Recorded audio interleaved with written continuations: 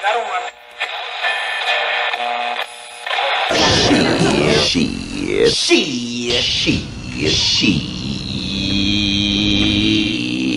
Radio.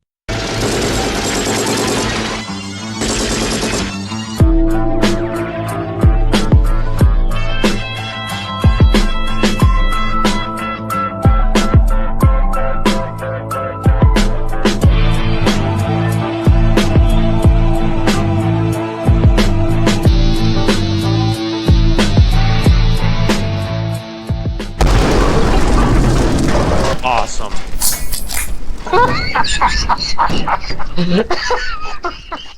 Ladies and gentlemen, welcome to SHEEEIT Radio. I'm your host, Bill Brasky, joined as always by Liarz and Wasted. And tonight we have a very special edition of SHEEEIT Radio. We're going to kick you right in the face because our guest, our most wanted guest that we've ever had in the history of this show and our prior show, he actually made it. Ladies and gentlemen, Facekicker. Facekicker. I actually exist, and this is one of my 20 accounts. Listen, folks, he's live on location tonight from a church in England. That church in England, or if you're broski and you're listening in, I'm in the villa in Spain. Fuck you. Well, this is already starting out fun. So tonight we're just going to have a sit down. It's kind of going to be random topics, reminiscing, talking current politics in the world, talking about the state of MyGNR, talking about Facekicker's love affair with Downzy. And, we might get into some Russia-Ukraine stuff. We know Facekicker's got some strong opinions on that. And we'll see where the show takes us. Facekicker, you're the guest of honor here. So, I mean, don't be shy. Before we get into whatever you want to talk about first, I do want to explain what happened last week. So last week we for our season debut, we had Facekicker scheduled. We were so excited. So the time of recording comes around, there's no Facekicker. We give it about a half hour, still no Facekicker. We give it an hour, no Facekicker. I get on my cell phone, I text message ET. I'm like, hey, do you want to hop on the show tonight? Facekicker might be on, I don't know, but come on in. So ET comes on, we have a great show. We're doing the show, and the whole time I keep hitting the call button because I got Facekicker's Skype information, and I just keep hitting call, and he just never showed up. Now, Facekicker, what was going on your end? Okay, so the show with the time difference, because I'm in Spain, you started calling me at, I think it was either 3 a.m. or 4 a.m. my time. I'm not too sure, but I had been drinking from around 10 a.m. until straight through until 2 a.m. roughly. And I just passed out on the fucking couch waiting for you guys to call me. And when you did call me, I was paralytic drunk. And I just heard this burr, burr, burr, burr.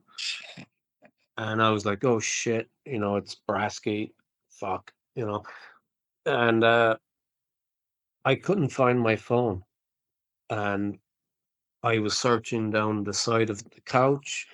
I picked up, the cushions, threw them across the room. And I just could not find this fucking phone, which was still ringing, burr, burr, burr, burr. And I just got pissed off, and I decided to go to bed. And I just left the phone wherever the fuck it was. The room at this point was trashed. There's like a 3-seater and a 2-seater here, and I'd thrown all the cushions off, couldn't find the fucking phone. Table was just covered in empty bottles, and I just went to bed and passed out. And then my phone was obviously still on, and I think Brasky had kept calling me. And the next day I didn't wake up till about 2 p.m. maybe. And I came downstairs and I was kind of like, what the fuck has been going on here? I had no memory of the actual call or anything. And it was only when I started like trying to figure out why all the cushions from the couch were thrown all over the fucking room. And I was like, what the fuck? And I picked up my phone because it was right there on the fucking coffee table the whole time. And I had like 30 missed calls from Brasky. And it was only then that I realized that all the time I was looking for my phone, it was on the fucking coffee table the whole time. And I was so fucked up, I just didn't see it because I had it screened down on the table as I have right now. And yeah, that's why you guys didn't manage to call me into the show last week, because I was fucking paralytic. So it would appear I went a little Glenn Close, fatal attraction on him with calling him that many times, but we really wanted him on the show. Now, Wasted, you're an expert in this kind of drunken stupor. How would you describe what he went through? Is this a normal night for you? No. I do some early morning drinking though, like some days, like if you got a hangover, like today, 7:42 a.m. I'm having my first beer. Most show days start at 9 a.m. or 10 a.m. And then, but yeah, I don't go all day like you did until 2 a.m. Yeah, I probably should have had like my cell phone around my neck, like one of those people that have like a fucking allergy that carry like a medical bracelet to alert people if they pass out on the ground somewhere. You know, I Yeah, like probably should have had my cell phone around my neck like that, just so I could not avoid finding it if it did start ringing. yeah, I don't know. Sometimes it rings so loud that you can't actually hear where it is because it's everywhere, especially Skype. Yeah. Skype's like, Yeah, it's not good for the nerves when that thing starts fucking ringing. I mean, this thing was fucking loud, and I was like, "Where the fuck is it?" And it was right in front of me. Jesus. Hey, Liarz, I'm here. I want to know right now, are you getting the same impression I'm getting that we're like basically listening to Mickey Rourke from Barfly and Nicolas Cage from Leaving Las Vegas talk? I'm just trying to figure out who is who right now. I mean, it's my. It sounds like what I do with my glasses. I've always Where the fuck are my actually, glasses? Oh, they're on my head. I've always thought more of Wasted. Do you remember Andy Cap, the cartoon? I do, yeah. Yeah, that's you remind me of Andy Cap. I'm just like sleeping on the couch or walking to the pub. Well, when you're a professional drinker, you start coming up with these strategies to deal with everyday intrusions to your reality. Yeah. And You take any chance to take a drink, basically. yeah, especially if I'm in Spain, because I mean, I was talking to Brasky before we came on air, and I've got a drinks cabinet in front of me with just fucking everything. I mean, I've got scotch, gin, Campari, martini, tequila, vodka, red wine, white wine, uh, basically everything. And it's a constant temptation while you're here. I mean, I was downtown tonight, and I was down at like a port area. It's beautiful. It's like 70 degrees, which is not bad for fucking February, especially if you're from Ireland. Um, and I'm sitting there in beautiful sunshine, uh, and a pint of beer is like €2. Um, I ordered this pint, and the guy's like €2, and I'm like, "Are you shitting me? Like, really? €2 fucking?" The same pint would be like close to €6 back home. And I'm like, that meme of the guy doing all the calculations in his head? that was me right there, thinking I have this amount of money, which means this amount of points, which means the likelihood of me ending up on the Brasky's show later is very minimal. Yeah, I've always valued everything in terms of beer. Like if I see something is like $10, I just think, well, that's 10 beers. Why would I buy this? I get 10 beers. Yeah, you travel abroad and your calculation for the cost of living in that respective country is how much is a beer? But also in Spain, don't they have like a bar culture that doesn't really shut down? So that Spanish people, don't they, like they're drinking wine at 6 a.m. They go home, go to sleep till 9, then they go to work, and then they have like a siesta.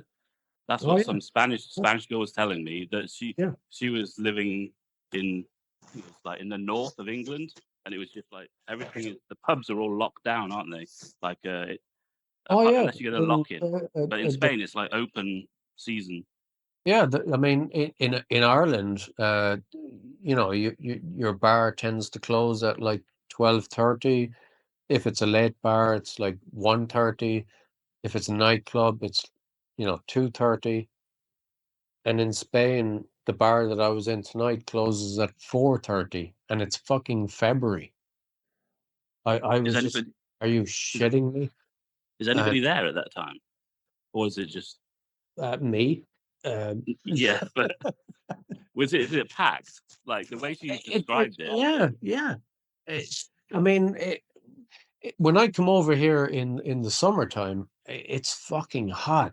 I mean, it is seriously hot. It's like, you ever watch those kind of Vietnam movies where like the You're guys are, Martin Sheen in Apocalypse Now.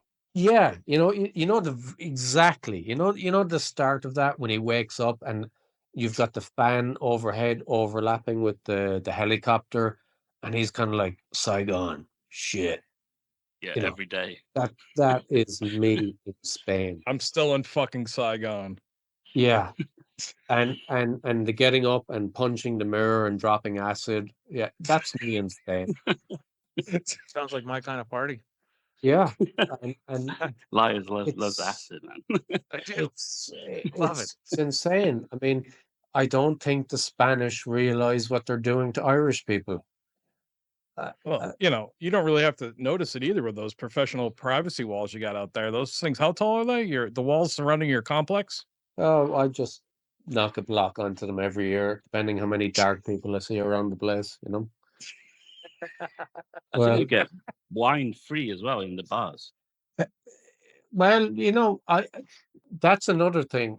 And I was kind of being, I was kind of joking there, but yeah, the drinking culture here is very different to Ireland, which is a bad thing for an Irish person, because you go into a bar and you order a certain amount of drinks, and then they start giving you free drink, which is great if you're Irish and bad if you're Irish. And I'm kind of like looking at these people like, you don't need to give me free drink. I'm going to buy it anyway. All right, let me translate that for our American audience here. For us Americans, and most of us now are, on the heavier side. It'd be like going to McDonald's and I'm going, hey, you know what? You want a free Big Mac? Yeah. You order like the sausage or the tapas, and then they give you a glass of wine. I think it's the other way around. And then some places in Europe, they give you a bottle of table wine, which is probably worth €2 and tastes bad, but they just put a bottle of wine on the table, and you can drink that for free because Yeah. I mean, the wine is cheaper. I went on what we'd call a session in Ireland, which is, for our American audience, which it's a binge drinking session, which basically lasts as long as your money lasts.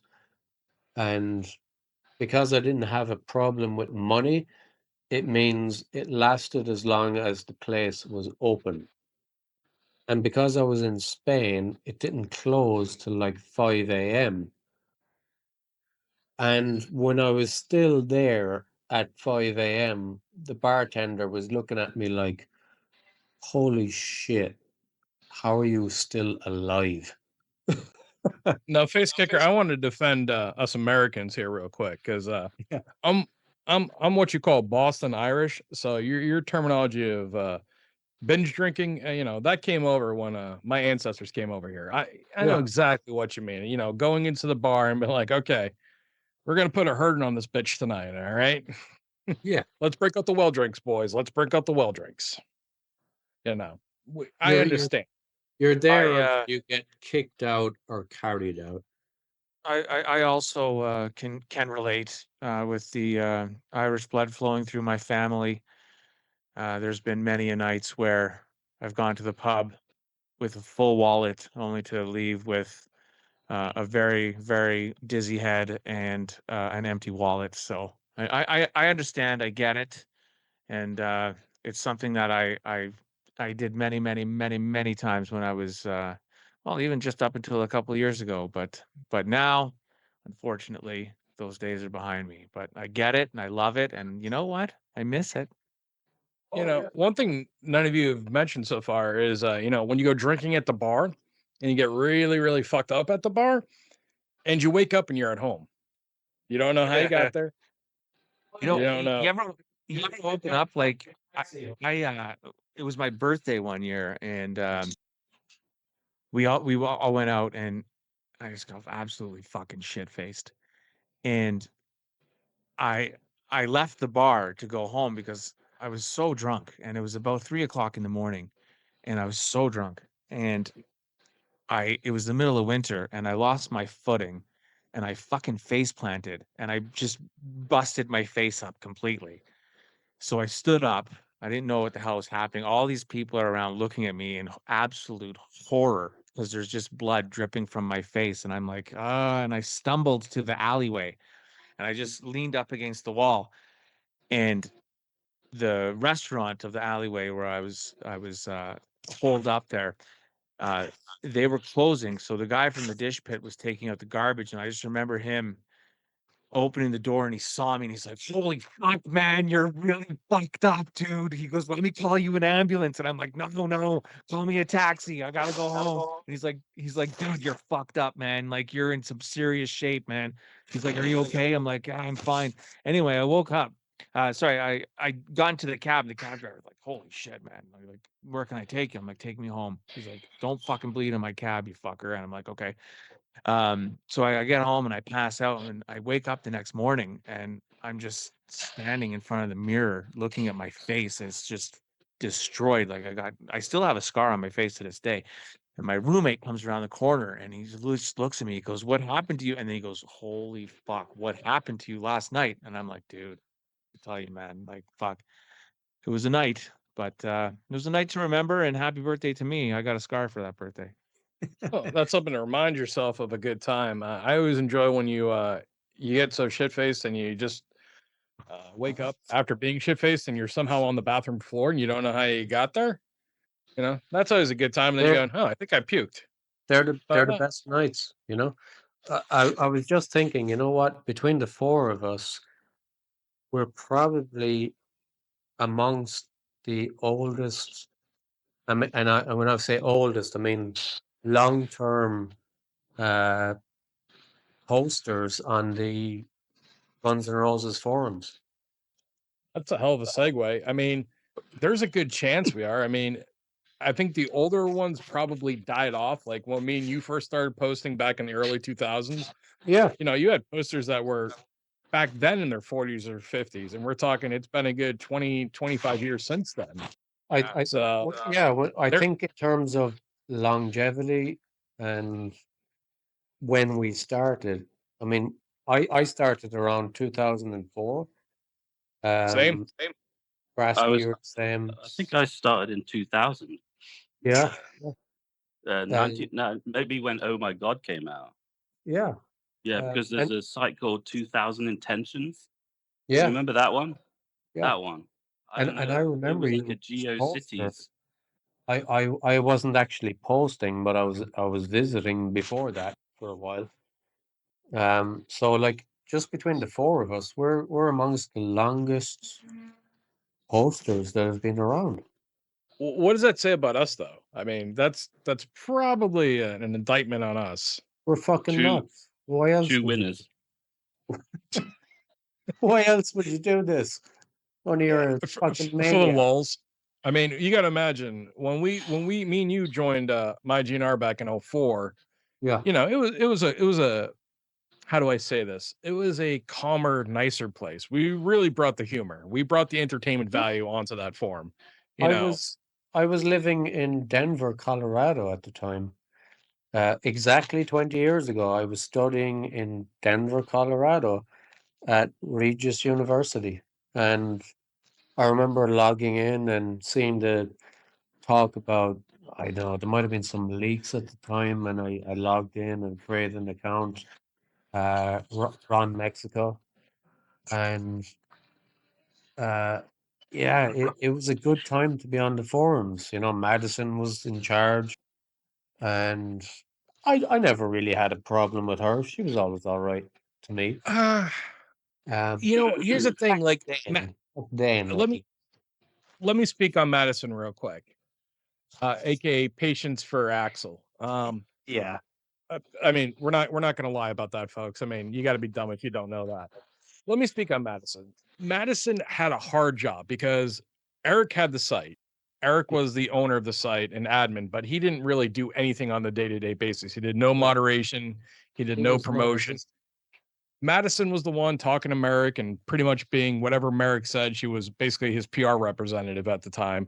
But she kept the site running pretty well. She kept the spammers down really well.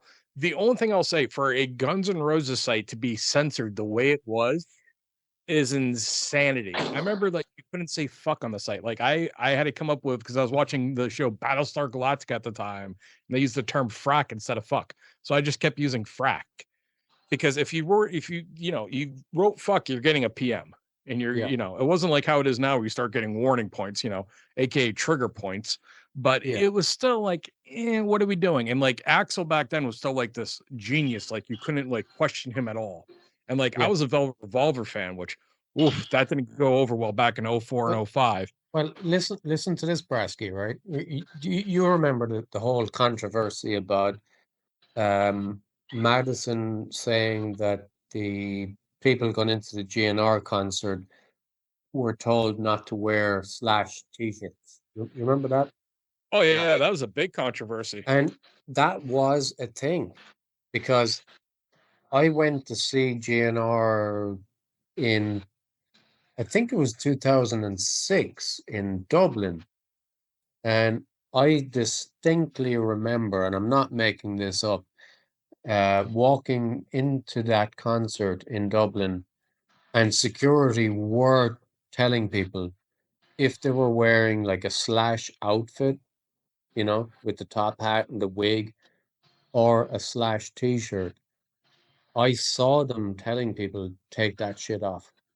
Now, the question is, was that security doing that to preempt any trouble, or were they doing it on the instruction of Axl?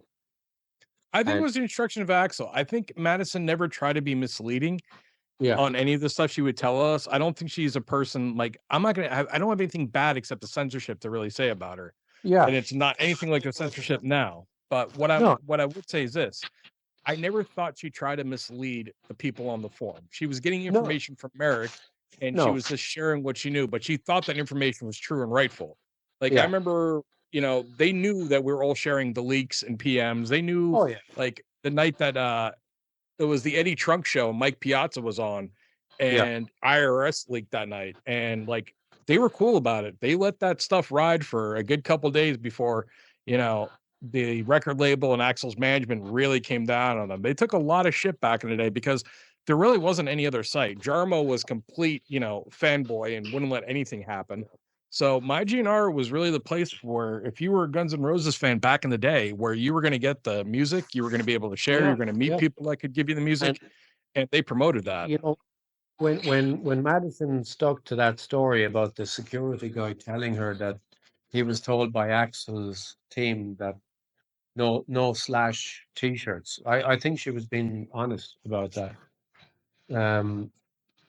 But I Was think it? she was being honest on most things. I think that she was telling, like, here's the thing. I've got caught on this too. Like, there's stuff that I've said over the years that just turned out to be wrong. Like, I was like, oh no, State of Grace is the general. But like the people that were telling me that were people that should have been in the know. Now, granted, I was misled on purpose, I believe. But when I say that, I'm not trying to mislead anybody. I'm not trying to like, oh, hey, look, I'm smarter than you. I'm great. No, I'm special. I'm not. I'm just trying to like pass along the information. And I think Madison was doing that. So, you know, at times she could look like a hero, and other times she'd look like a villain. I really think in retrospect, she got a bad rap for everything because it was a lot better when she was the moderator.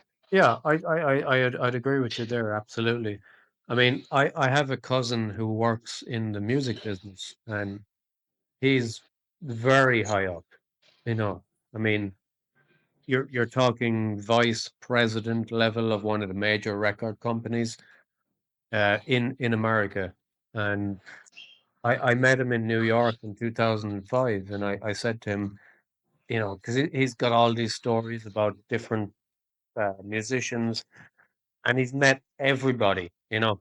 I walked into this guy's apartment, and he had the lyrics to Stairway to Heaven framed on his wall, signed by all of Led Zeppelin, you know. Wow. And I was kind of like, you bastard, I want that, you die, you know. and I asked him, you know, did you ever meet anyone from Guns N' Roses? And he was like, yeah. He's like, I met Axl and I met Slash. And I said to him, have you got any like stories about them? And he said, well, he said, it wasn't me, but he said a close friend of his was uh, a close friend of his was working in some studio where Axl was recording Chinese Democracy. And he said that Axl was sitting there watching these musicians. He didn't say who they were, record part. And Axl had an Uzi submachine gun in his hand at the mixing desk. I love it. And Is this? everybody was just kind of like, you know, uh, what the fuck, you know? And everyone was uncomfortable. And Axl was just like, this was totally normal, you know? And my cousin just said that his friend was kind of like, okay, well, this is the thing, so let's just deal with it and get on with it.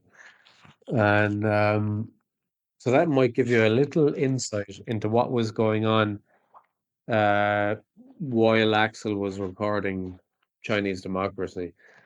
And He is from Indiana, right? So, I mean, it's not surprised that he likes his guns, right?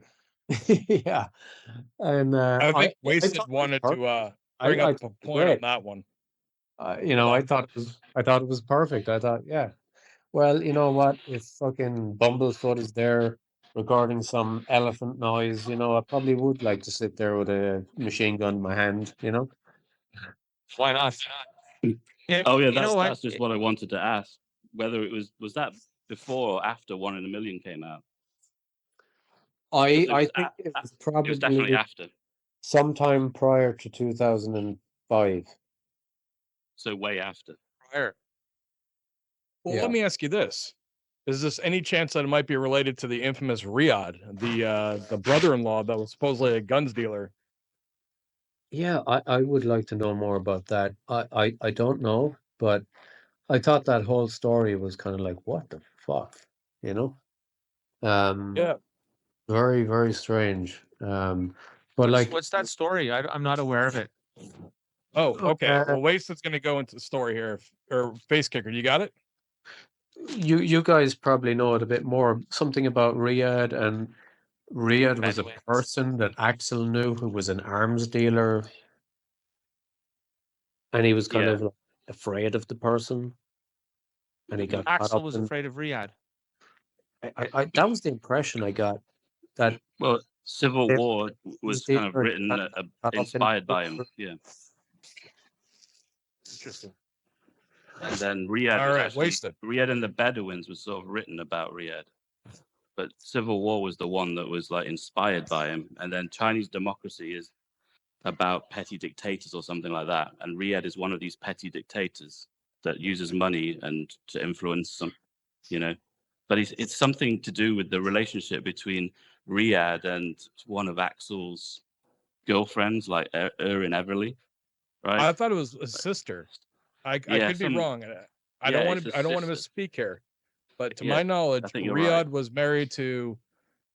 He was somehow Axl's brother-in-law. I don't know if it was his sister or something like that, or it was there was a Aaron connection. Everly's. I don't know if it was Aaron Everly's sister that was. I think we actually solved it where it was Aaron Everly's sister. It was Well, Aaron Everly's sister was the one that was dating Riad, because I remember Wasted. We did a show, and you actually, I believe you actually named Riad's name.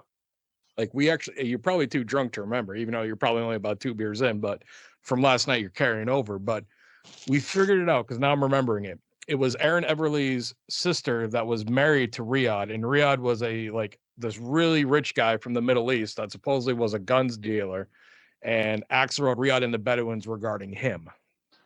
Yeah, and Cool. he thought that Riad was the one that kind of orchestrated the domestic abuse lawsuits against him.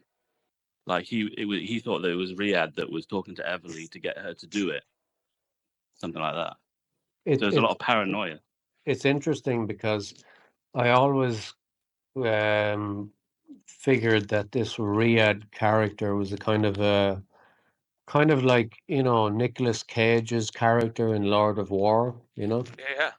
and he was a Ukrainian, and Axl was with Sasha Volkova, who's a Ukrainian, and I often wondered, was there some, you know, was it some kind of guy like him that he was after encountering through her?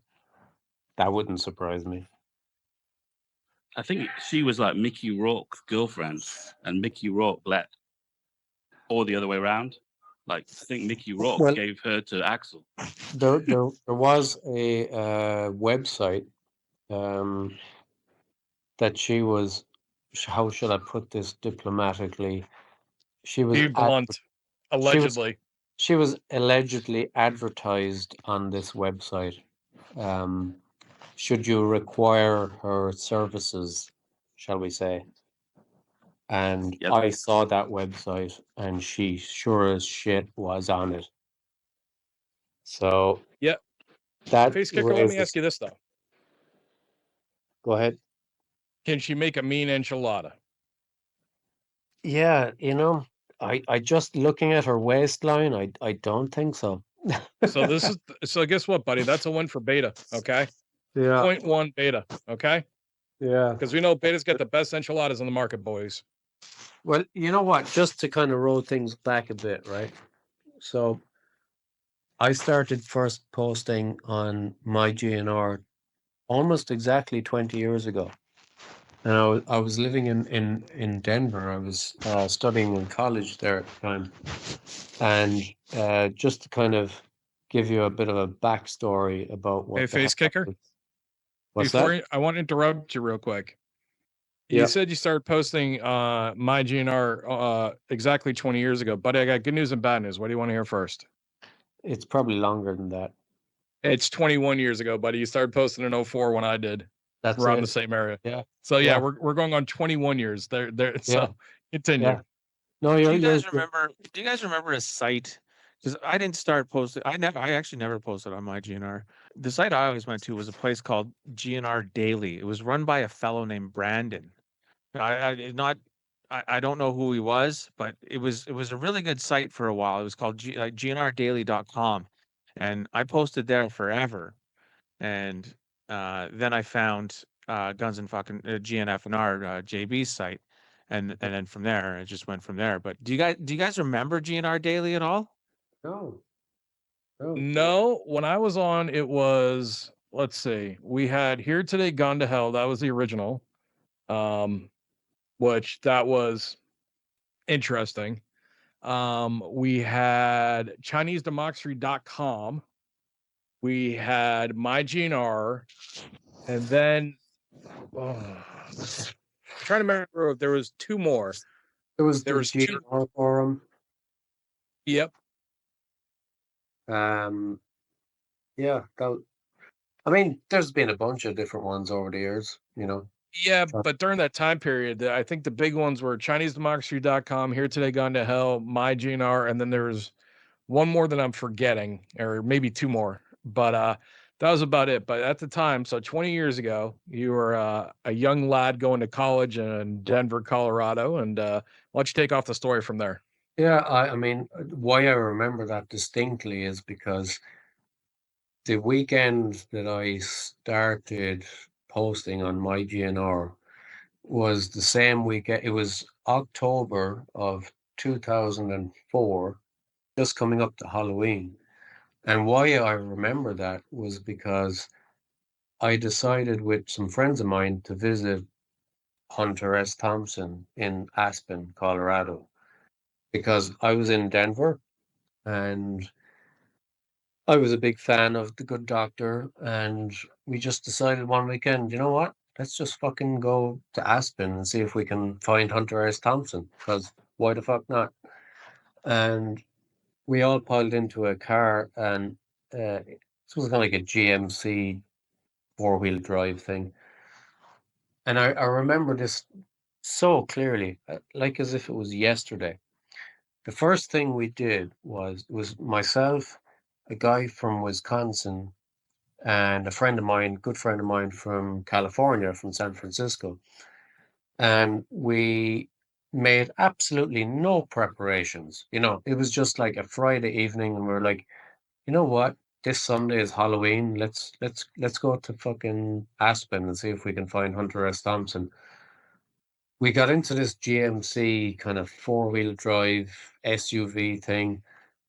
We drove to Safeway and we bought a bottle of Jaeger, a bottle of Jack Daniels. I had a bottle of absinthe, which I had picked up at Heathrow Airport. And it was actually advertised at Heathrow Airport. Underneath the bottle display was a sign saying, "First bottle sold to Johnny Depp, who sent it by limousine to his good friend, Dr. Hunter S. Thompson." And I thought, well, naturally, I'm going to have to fucking buy this. So I did. And we had a bottle of absinthe, bottle of Jack Daniels, bottle of absinthe. And we went into Safeway and we bought some firewood at the insistence of the guy from Wisconsin. And I was kind of thinking, I'm not fucking camping in October in the mountains on the way to Aspen. But if you want to buy some firewood, you know, off you go. And we got this firewood, got this Jaeger, Jack Daniels, maybe some beer, loaded it all into the SUV, took off, and we were driving up somewhere near, I think it was near Boulder, Colorado, and we realized that we hadn't paid for the firewood. So we had already stolen the firewood from this Safeway in Denver, and we kind of got paranoid about that because we had a bag of weed with us. We'd like a fucking pound of weed with us, and we were just smoking the whole way up to fucking Aspen, and we just got, as you can understand, pretty fucking paranoid about the stolen firewood at this point. But we were like, you know what, just keep fucking driving, you know. And we got as far as, I don't know if you guys are familiar with that region. Have you guys ever been up there before, around Aspen? So we got up as far as Breckenridge, which is kind of like a ski resort up in the Rockies. It's about halfway between Denver and Colorado. And it was dark at this point, you know. And as I said, we had no fucking plan whatsoever. And we got up there and we decided to drive up to this lookout area, which was somewhere up the fucking mountain around Loveland, Breckenridge.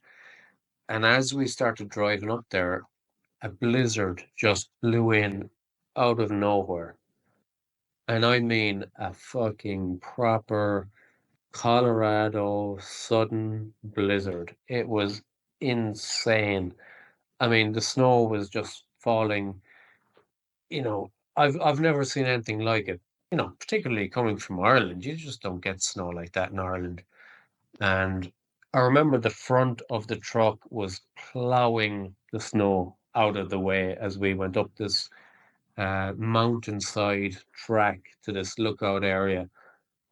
And we got up there and we parked up, and my friend from Wisconsin was like, "Yeah, we're probably not going to go anywhere for the night." And I was kind of going, "What?" Because the temperature just plummeted. It went to, it was like -11 Fahrenheit, whatever the fuck that is in Celsius, but it was fucking cold, you know? And at one point, my friend from California was putting an extra pair of gloves on his feet to try and stay warm. We cracked open the Jaeger, and that was dispatched. Cracked open the Jack Daniels, that was dispatched. Of course, we're smoking the weed constantly through all this. And at about like 4 a.m., I was just like, I cannot take this cold any longer. I don't care. I'm opening the fucking absinthe. I know it's for Hunter, but he'll understand. And we opened the bottle of absinthe and we started drinking that. Needless to say, we were absolutely fucked. I've never been so fucked up in my entire life. And at some point, we heard all this noise outside of the car, and we were convinced that there was like a fucking grizzly bear out there. I don't know. It might have been the absinthe. I have no idea. But we never the next morning we survived the night, but the next morning we had the worst altitude sickness. It was just absolutely horrendous. I don't know if you guys have ever had altitude sickness, but it's horrible. It's horrible. And I mean, drinking Jaeger, Jack Daniels, fucking absinthe, and smoking weed probably didn't fucking help either. But at the next morning, I was just like, only a fucking maniac would live at this altitude, and we decided, fuck this. Let's go back to Denver, and we'll try and visit Hunter when it's a bit more, better weather. And we went back to Denver, and this was October 2004, and November 2004, George W. Bush got reelected. And I'll never forget the night that he got reelected. I was sitting in this dive bar in Denver called Hilltop, which is no longer there. It's been knocked since. It was a great fucking bar.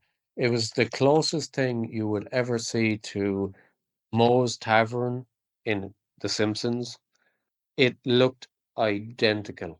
It had the one window with the bars through it, and the little porch, and the little kind of Budweiser sign on the other window. It was the nearest thing to Moe's Tavern. You walked in there, and no matter what time of the day, it was dark in there, and you had each seat along the bar was kind of owned by somebody. So like the first seat was Larry's seat, and and if you sat in that seat, somebody would be like, "No, that's Larry's seat. Sit somewhere else." And I swear to God, it was like the greatest fucking bar I've ever been in my life. Absolutely fantastic. But I was in that bar the night that George W. Bush got reelected, and everybody was kind of like, "Fucking hell, this is insane." And the atmosphere was kind of, it was really bad, and kind of carried through Christmas into the New Year.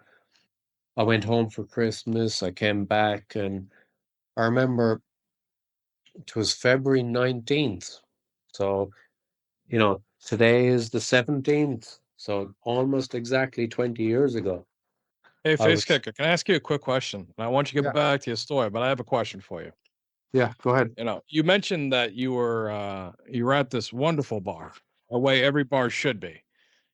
The night that George W. Bush won his reelection for president, or obviously it would be November. So yes, November is when the elections happen. So my question to you is this: do you remember who he was running against that year? Fucking George Kerry or John Kerry. So John Kerry. Now, in retrospect, knowing what a Looney Tune John Kerry is, criticizing people about climate change while taking his private jet across the world, living off the Heinz billionaire fortune, that George W. Bush wasn't great. Trust me, I'm not going to defend him in any means or fashion here. Yeah. But do you really think John Kerry would have been the better option? Either way, I kind of think we were screwed. It's not like, oh wow, he lost to JFK. You know what I mean? JFK didn't win, and we got George W. Bush instead. John Kerry himself, he's been a troublemaker for many years and a hypocrite on many things. So it's actually in hindsight, it's a very interesting question because I've never tried to hide the fact that back then, 2004, I was as an Irishman in America, I was a supporter of the Democrats. I was a Democrat, you know. hey, Facekicker, you want to know a secret? Well, go ahead. Guess what? Everyone else on the show used to be. Yeah. Yeah. Oh, yeah. Before. Guess Guess what? you get older and you we always used to be. realize that you just get older and you wise up a little bit for sure. I mean, I'm an Irish Catholic from Boston, dude. What do you think my family was raised on? It's like, my dad might have been a Republican, but an Irish Catholic from Boston, the Kennedys were royalty here, It's not until you get a little bit older and you see what's going on. And to be fair, not to kind of in hindsight try to alter my positions because they haven't altered. Back then I supported John Kerry and I thought Bush was a fucking scumbag, and I still do. I still think he's a piece of shit. But I supported John Kerry then, but what we've learned about him since, I think he's a fucking scumbag. And I don't, I'm not going to hide that. I think the stuff that he's come out with about, we got to control the media because, we can't control the news sources that people are listening to. And this is terrible for how we maintain the message. I mean, fuck you. What a piece of shit, And I think he's a scumbag. So, but I can't say what kind of America you would have had he won that election back then. But I'll tell you this, buddy. I don't think much changed because when people look at George W. Bush, they don't realize that George W. Bush's Republican Party and the Democratic Party, at the time, there wasn't much difference in a lot of their policies, buddy. There just wasn't. They all liked war. They all voted to go to war in Iraq. Yeah, probably. It's not a thing that there is a big difference. There hasn't been really a difference between your general Democrat and your general Republican in a very, very long time. You're probably talking Jimmy Carter, Ronald Reagan era for when you really had difference. Everyone else has been pretty much just okay. Yeah, we're gonna put this party in now. It's the same politicians run the show. Things have changed now where you have a different party, which Trump ran as a Republican, but guess what? Trump was a Democrat a lot longer than he was ever a Republican, and now it's MAGA is very different than the Republican thing. People about that Trump was a Democrat all along, and I think one of the reasons why they're so pissed off is because they didn't think of the chance of taking the chance of running him as a candidate all along. If Trump had ran as a Democrat and been elected, they'd be kissing his fucking ass. Of course. Yeah. Yeah. And 20 years ago, you didn't have the same kind of online alternative media that you have now. So then we were far more captured by the TV media, if you like. And I would say absolutely, had we got the kind of alternative media that we have now back then, maybe John Kerry would have been more exposed for what he really was. You know what I'm saying? There's a possibility, and we'll get back to more of your story in Colorado because I do want to touch base on that again or touch back on that. But one thing I'd like to say is all these people right now complaining about, Trump and complaining about how alternative media sources have taken over. They're Yeah. failed to recognize that. Let's see, Joe Rogan. Well, he's a former Democrat. Bobby Yeah. Kennedy Jr. Oh, wait a second, he's a former Democrat. Yeah. Tulsi Gabbard, who they swear is evil. Well, in 2020, she was a presidential nominee for Yeah. the Democratic Party, or not nominee. She was a candidate in the 2020 presidential race. She was up on the podium debating all the other candidates. Yeah. So, I mean, it's funny how they're old Democrats that they're, that they hate now, Well- but all these people used to be Democrats. Yeah, the famous line is, "I didn't leave the party left me." Yeah, I think the Dems moved to the left, far left, and then that made all these like normal people look like Wasted. they're kind of Wasted. far right. Hello? Wasted. Yes. We cannot hear you. You're in a fucking echo chamber. I don't know if you're in the toilet or if you're in like some like garbage can. I don't know what you're doing. Oh, okay, I get it. Yeah, got My- you now. My microphone was on up instead of down. Yeah, go ahead. I was just saying that they moved, the Dems moved so far left that they made normal people look like they're like far right. Yeah, They exactly. made normal, Exactly. they made liberals, like classical liberals, look like they're far right. Yeah. By going like using like almost like communist far left, Yeah. progressive, which is all very well, but it kind of moved the window. No, like normal people that's have right. not changed their positions. Basically, the Democrat Party have become the equivalent of the 2004 GOP. Fair Yeah. enough. And If Trump is like like you said, Trump is now like a Democrat. yeah, Trump was a Democrat, and now he's seen as like he was hanging out with Bill Clinton. yeah, Yeah. like the positions that Trump has adopted would fit perfectly with the positions that the Democrat Party advocated for in 2004. And You know what's funny? And I posted this Right. earlier today. I didn't know this, but do you know that Doge was actually created by Barack Obama when the Affordable Health Care Plan Act came out? yeah, Doge right. is actually from Obama. Yeah, It just and they, Trump's implementing it in a different way to audit Yeah. all the federal government. yeah, it's a gift from good old Barry Obama, you know. And Well, let's circle back. So you're in Colorado. Yeah. You've been to a bar, a great bar. Yeah. Now you're on a journey. Where's this journey leading you? So the following February, right? And this is kind of eerie because tonight is the 17th of February, and I'll explain why this is kind of eerie.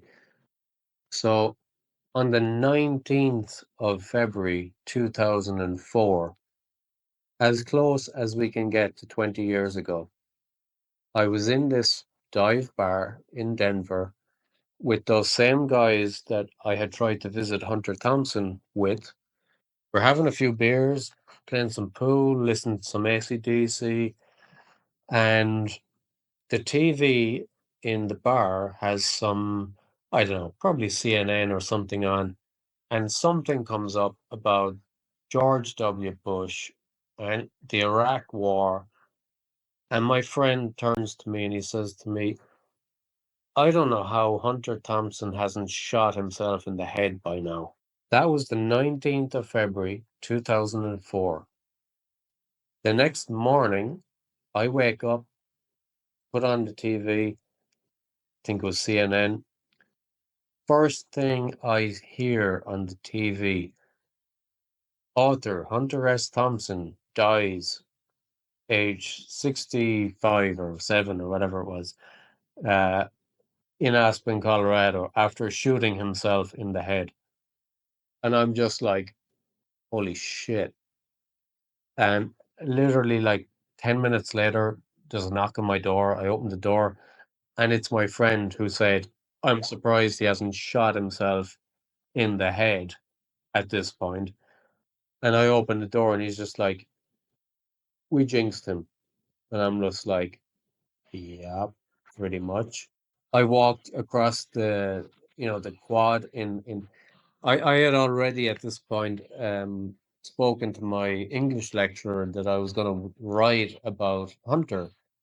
And he was the one who had originally suggested to me to try and visit Hunter in Aspen, in Woody Creek. And I walked across the college, the quad in the college. My English lecturer spotted me, and he's just like, you jinxed him. You jinxed him. Now you have to write about him. So yeah, that was creepy. Because I remember in Hunter S. Thompson's book, Kingdom of Fear, he called W. Bush a whore beast. Yes. The first and I believe only person in print to refer to George W. Bush as a whore beast. And, I ended up writing about Hunter, and over the years, I won't go into too much detail, but over the years, I've gotten to know pretty much everybody in Hunter's orbit. So his friends, his family, and I know them all. And Did you ever get to meet him? I never got to meet Hunter, and I'm kind of glad that I didn't, because he wasn't well. He was in his final years. He was in a wheelchair, and he kind of didn't like to meet, fans of his while he was like that, for understandable reasons. Yeah, People absolutely. people expected the kind of Johnny Depp, crazy Raoul Duke, character. Well, my Which he first could, experience with Hunter S. Thompson, like even seeing him or knowing who he was he was on Conan O'Brien, and it's one of my favorite Conan O'Brien segments ever. I love that segment. It is so fucking funny. Well, why don't you tell us about it? Yeah, so that was actually only about a year or two before that, and he went on Conan O'Brien, and Conan had kind of introduced the piece as, we've been trying to get Hunter on the show for a number of years, and he'd only agree to show up if we met him at a shooting range in upstate New York to shoot some guns and drink hard whiskey. And Conan was like, so that's what we did. And they go to a shooting range, and you can check this out on YouTube, and it is just fucking hilarious. They're drinking, I think it's chartreuse, and because I know Hunter was fond of that, and Conan just gags after drinking a shot of it. And they're literally shooting a whole range of machine guns. And at one point, they've got this little setup. It's like a mobile bar with a barman with like a kind of like a waistcoat and and he's kind of like, what would you like, sir? And he's like, I'll have another whiskey, Julian, and the M60. He brings out an M60 to fucking shoot, and it's just comical. I mean, props to Conan, because I don't think any other late night talk show host would have had the balls to do that. Do you know anything about his writing technique, like his regime? Because I just remember something vaguely about the kind of drinks that he would have, when he was doing a day of writing. Yeah. Well, the interesting thing about that is that the famous, and I know Joe Rogan has talked about this, the famous Hunter S. Thompson daily schedule. That's all bullshit, and that actually came from none other than E. Jean Carroll. And you guys know who that is. She's the one that brought that rape suit against Trump. And many other people. What's that? And many other people. She's accused Yeah. many other people too. And the best part about it is I- how Trump's like, how he described, like, yeah, I don't think so. I wouldn't even, no, I would have Yeah. no desire. Now, I'm not going to comment on the validity of her suit against Trump, but what I will tell you is that I personally have had direct conversations with E. Jean Carroll, and she is fucking crazy. And I know for a fact that if you look at her book about Hunter, in her book, she actually fantasizes about Hunter. And when you get to the very, very, very last page of that book, which is presented as a biography, there is a disclaimer that says every second chapter is fiction. But you're not going to know that until you read the very last page of the book. And as you guys know, a lot of people do not read the very last page of the book. So back in 1991, she released this biography about Hunter with this weird fucking fantasy in it, presented as fact until you read the last page of the book. And to give you guys a direct quote from Hunter on what he thought about E. Jean Carroll, word for word, he said, "That crazy bitch." Well, I mean, sounds about right for, how she's presented herself. I really don't give a shit. I can use my own opinion. I'm an American. I got the First Amendment, so go fuck herself. Yeah. So It's it's in insanity, hindsight the shit that's with been all the going on. allegations, you know. It's insanity. The stuff that's been happening in American politics, the weaponized Department of Justice in the last, I don't. Maybe it's been weaponized for longer than I can imagine, but it's really, really, really been bad lately. And hopefully that's getting addressed and fixed. But let's move on to more lighthearted topics. Yeah. I'm glad we kind of touched on your trip out to Colorado, your early days on MyGNR. I know that you wanted to, because we all know that your dear friend Daisy and Downzy are going to be listening to the show tonight. Oh yeah. I mean, this is going to be probably like the #1 listened to podcast on MyGNR. I'm sorry, Brando, but I mean, this is going to draw some numbers for them. They're very excited for this. So, what is your take? Because I was gone. I left in like 2006. Once I'm like, we had a lot of the Chinese Democracy songs already leaked. I'm like, okay, I like some of these, but they're not great. There was only a few songs that hadn't leaked by then, and I was just like, this damn album's never coming out. It's just, I'm tired of this. And I left until there was the reunion. I just didn't care. I missed the whole pretty much DJ Ashba, Fat Axl, mustache, raincoat phase. I missed all that. I didn't come back to the boards until when Axl and Slash and Duff came back. I'm like, okay, now you have my interest again. Now, granted, they tricked me and, Well, damn. But what happened in the meantime there? Well, maybe talk for another bit about that era, because I'm gonna fix a drink, because I'm gonna need a fucking drink to talk about this. All right, so we'll preface it. Now, Wasted, you were around in that area, and Liarz, you were also around in that area. Absolutely. I wasn't. So you want to kind of tell the audience what was going on in that era. So if you're just listening to the show now, you might not be a hardcore Guns N' Roses fan, but this was truly the dark days of Guns N' Roses. So gentlemen, Liarz and Wasted, why don't you guys go? Liarz, you want to go first, and Wasted chime in. I, for one, was a big fan of that era. I saw Guns N' Roses multiple times during that era. Thorn Road Axl was my favorite of all the Axls throughout the years. Loved them. I think he sounded great. I saw a couple shows with my wife. It was her first time seeing Guns N' Liarz, Roses. I'm going to correct you real quick, though. Yeah. Because I told you I left her at the end of like around 2006. So, I mean, Corn Road Axl didn't last much longer. There was only, I don't know how many shows in 2007, but there wasn't a whole bunch. And then he disappeared in 08.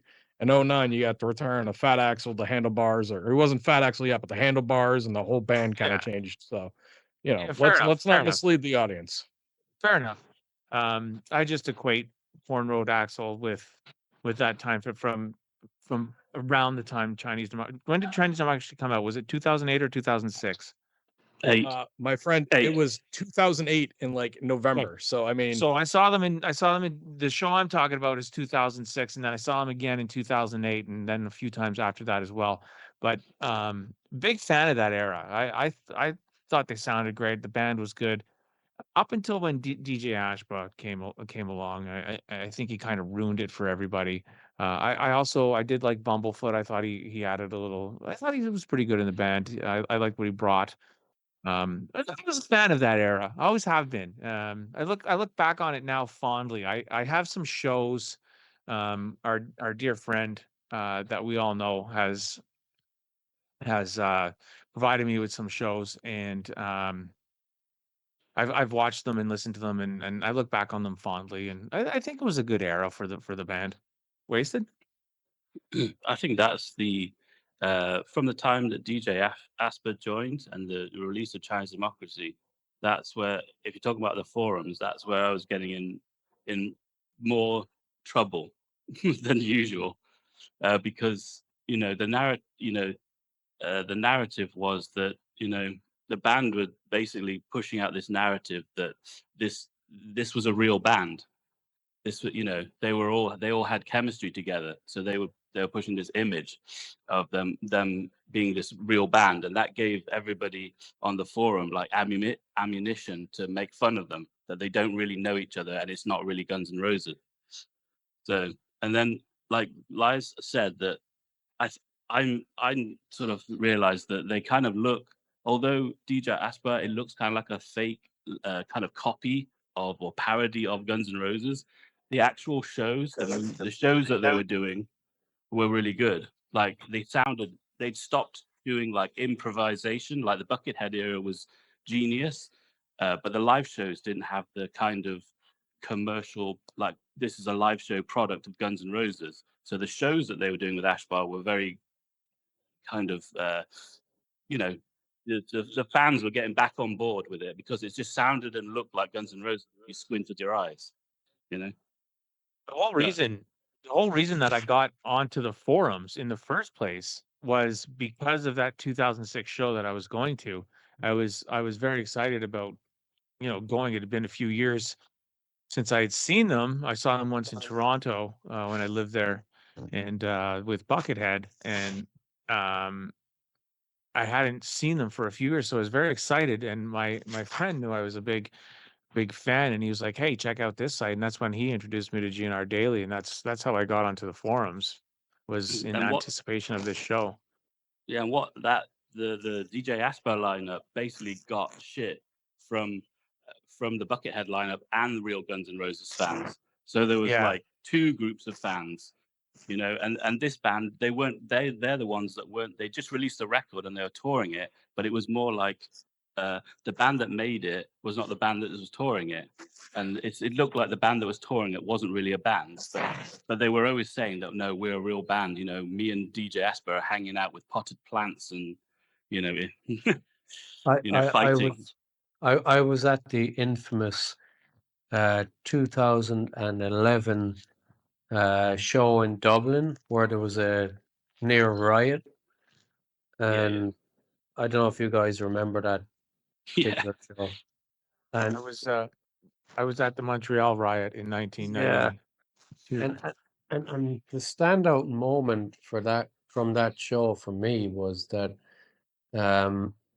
besides the fact that they were really fucking late coming on,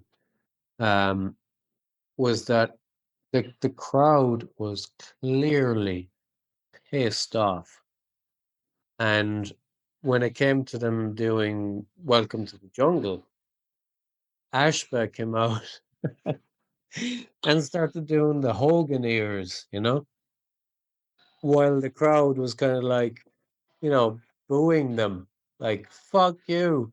And Ashba didn't have the fucking cop on to not do the Hogan ears. to a hostile crowd. But of course, that's exactly what he did. So to the crowd, it was kind of like their interpretation of him doing the Hogan eras was kind of like, well, fuck you, you know? He thinks this is kind of funny, or, you know, shout louder, you know? So he literally incited the crowd to riot by doing Hogan ears, you know? Which I think was one of the funniest fucking things ever. Facekicker, do me a favor, brother. Yeah. When you're talking, try not moving around as much and keep the phone a little bit closer to your Okay. face. We're getting a little feedback on that. And I know you're talking about Ashba right now, and I do need to give credit to a friend of me and yours. And I'd say a friend of Liarz and Wasted too, but a really good buddy of me and yours, our dear friend Tommy Meadows, who will eventually make his return to SHEEEIT Radio. Yes. The infamous pigeon hands at Ashba, the most iconic moment of the shit era. Tommy Which was Meadows. I mean, Facekicker, absolutely, tell us. absolutely hilarious. And that was actually in my mind when I was standing maybe, you know, 4 or 5 rows back from the front when Ashba did the Hogan ears. And you could literally see the bottles of piss or whatever the fuck it was just get fired right at the stage. And I thought to myself, as a performer, you know, as a guy who has done hundreds, if not thousands, of concerts, this guy hasn't a fucking clue, you know? Unbelievable. In terms of reading the atmosphere and the audience. And then of course Axl came on and was like, oh, one more of these and the show is over. And as he said that, a bottle of alcohol or whatever just fucking flew past Axl's head and hit Richard Fortus right on the fucking in the face. On the And Well, his nose. nose protected him. yeah, So yeah. he had that going for him. But you know, here's the thing. I always understand that Wasted loves Guns N' Roses no matter what era. He's always going to support him. And Liarz is, you know, just the nicest guy. He's always going to say it was a good era. But I don't. But for the guy, the Dice Man, one of your infamous usernames, the Dice Man, to sit Yeah. here Jesus, and I to like about that. to even say that anything. I mean, 2006 Axl was great. 2007 Axl was great. Anything after that was hit or miss. I mean, I know he had a streak up in Canada, I guess in 2010 where he was really on point. Yeah, man. But I mean, guys, come on now. Yeah, I mean, I mean, you know, 2011 Axl, the Dice Man, you were the infamous person, buddy, that I did the Andy fucking Kaufman. I fucking Yeah, tore that band apart from top to bottom, left to right, and every other fucking way you could do it. And I didn't apologize for it. And you know what? You're talking about the different eras of who was running the forum and so on. And it was all good. You know, UK Subs bought the forum, and I had a good relationship with him, so he kind of left me off the hook. And then there was this kind of shady backroom deal done with Downzy. I don't know what the fuck happened, but he took over. And I remember when UK Subs announced, you know, that Downzy was the new owner, I remember distinctly the first reaction was kind of, who? Nobody fucking knew him. You know, it's usually how it goes. You know, they rise to power, and you're always like, "Who's this dictator coming to power?" And no one knows who the yeah, dictator is, and they take power, and nobody then everything goes to fucking hell. But I just can't believe that the Like man who Black was, you know, I Obama. mentioned nobody knew who he was. I mentioned Andy Kaufman. What I was meaning to say was Tony Clifton, who was played by Andy Kaufman, but the Tony Yeah, Clifton era of Axl. And that was like, you were the only one. Like, I go look back, like when I came back in 2016 and I joined GnR, the only person that was really, really keeping it, you know, 100% on and calling their bullshit left and right for years yeah, was you as the Dice Man with your, you know, yeah. just your constant ball busting of Axl with the Tony Clifton meme, which is just perfect. I mean, he became Tony Clifton, and I don't care what anyone He says. actually, That band he was actually fucking did. And horrific. it was so DJ easy. Ashba was Timu Slash. He was Dollar Tree Slash. He sure Yeah. was. It was so easy to actually make fun of the band at that point. I mean, you know, there's that famous part of, you know, if you watch the Jim Carrey, Tony Clifton, what is it? Man on the Moon is the name of the film. Yeah. And you know, that moment in the movie where, as Tony Clifton, they announce to the audience that there's no smoking because he needs to protect his voice. And you see all these people putting out their cigars and cigarettes. And then Tony Clifton walks on smoking a fucking cigar. Brilliant. That was that era of Axl, you know, so completely indifferent and removed from what the fans wanted at that point. It Well, was do you remember it the was the- excuses? Do you remember, oh, he's got strep throat tonight. Oh, well, he just needs to be in a warm, humid climate for his voice. Instead of that, it's going to sound bad. It was every excuse in the world. And meanwhile, you know, every time you'd see Axl, he was out partying and wearing all these jewelry like he was a rapper. I mean, yeah, he went from and a guy who was just like, you know, wasted. Well, you can definitely chime in on this. You know, old Guns N' Roses, Axl Rose was your hardcore rocker. yeah, And then he just became complete glam and complete, he I became don't even this know how to kind of, describe it. you know, pudgy kind of white pimp with bad hair and this excessive jewelry and a bad mustache. And he looked like a kind of guy that had, you know, I don't know, gout or something, you know? Like, He's like the Kenny Powers of hair metal. he literally looked like Keith Lemon, for anyone that knows the UK comedy Yeah. channels. He looked like Keith Lemon. It was just, it was horrendous. And That's it a was around that time that Downzy took over the forums, and I just started to notice this creeping authoritarianism about the way he was running the forum. And underlying all that was like, the fuck is this guy? You know? He came out of nowhere. And he started applying all this kind of liberal fucking Canadian, sorry, but you know, he's Canadian. Um, sensibilities, or well, that's kind of an inappropriate phrase because it was just fucking insane. But this kind of, you know, I think to kind of encapsulate his approach to the forums was, I remember one time I described MyGNR as a Guns N' Roses site uh, run by somebody who thinks it's Jezebel.com. That's pretty accurate. And I And will defend Axl on one thing here, real quick, though.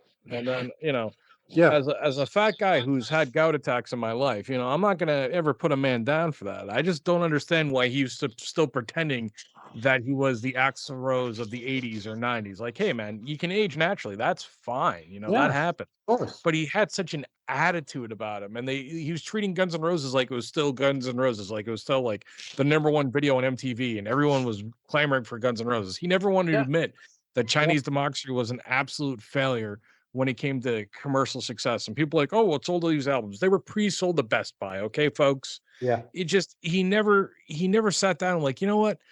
I'm gonna really just talk to the fans, and he's never really just talked to us. He used to no, give rants, and Wasted will definitely talk about this, where he'd give rants and he'd like include you, and he'd tell you what's on his mind, and he stopped doing that. Like after what would you say, Wasted? After the O2 shows, he just really stopped with his rants overall, and he stopped communicating with the audience. And you know, he sat down a few times with Eddie Trunk, which is a safe space, and then Jimmy Kimmel, who you know he's not going to give you any hardball questions. And then what else do we have? Him sitting down at the China Club, which was basically a jerk off session. He hasn't Yeah. done anything to speak with the fans. Him and Duff, or him and Slash, still haven't done an interview together. And the band's been reunited for 9 fucking years. do you guys remember that poster? I forget his actual username, but he actually met Axl in LA, and he got him to pose for a photograph with the Eat My Silkworms. Wasn't it? We had him on the show. His Royal Sweetness. That's what his username was. Okay, I was thinking You of somebody else. Yeah, no, you were thinking about our how do I say this?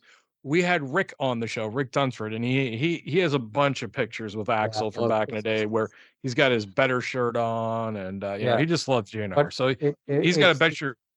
It's But actually you were talking about his Royal Sweetness, which his is Royal that's a very Sweetness. old username. Oh yeah, he's the guy that started up all that talk about the Guns N' Roses candle, and that goes way back, and that became kind of his kind of thing, you know. And he lived in LA, and he had some kind of connections to the kind of celebrity scene, and at some point he met 2006 Axl before Chinese Democracy came out, right? And I remember distinctly his account of that encounter. And he said Axl was kind of a bit fucked up, you know. So his guard was down, you know. And HRS met him and started talking to him about, you know, the album and when was it going to come out and blah blah blah blah. But I remember he was a very kind of intelligent poster, you know, he wasn't prone to kind of talking shit. And he just said that he came away from the meeting thinking that two things. One, that Axl was medicated. He was on some kind of meds. And two was that the effect of those meds was that he was kind of almost kind of like you know, kind of subdued, you know, that whatever the fuck they had him on, he was clearly on a low Wasn't operating it at Red a Hook that lower told this level. story? I seem to remember Red Hook telling this story. Am I wrong? Disassociatives. I remember there being some rumor that he was on like disassociatives, and that's why he was ignoring everybody, and that's why he was like living in his own world where Yeah, nobody told him anything.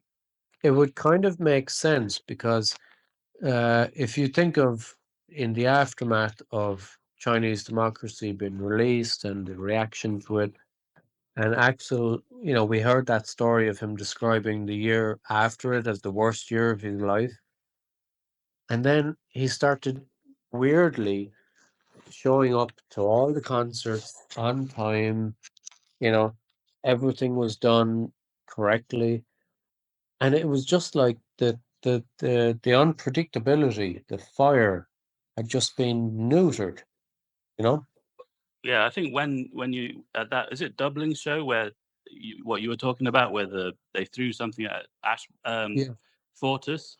I Yeah. think that when he walked off and he got a backlash, and then a couple more shows, because he's in South America. He was walking off the shows when something like that happened, and he'd get kind of like a good reaction for it, like Axl the Badass. But then Dublin was where it started to get a backlash, and then there was another one at like Reading Festival where they just shut down. They closed. You know, Yeah. they came on late and he didn't finish the set, and then Yeah, I they remember shut them that. down, and he ended up sitting on the floor cross-legged.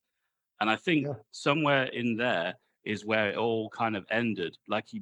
And then in 2009 or 10, there was supposed to be Chinese Democracy 2, and that didn't happen. So at that point, you know, he was getting like, I think he just got dejected, and that was the beginning of the end. And they Yeah. crawled to 2011, Yeah. and then that really bad performance of November Rain, like in the rain or something, Oh Rio. God.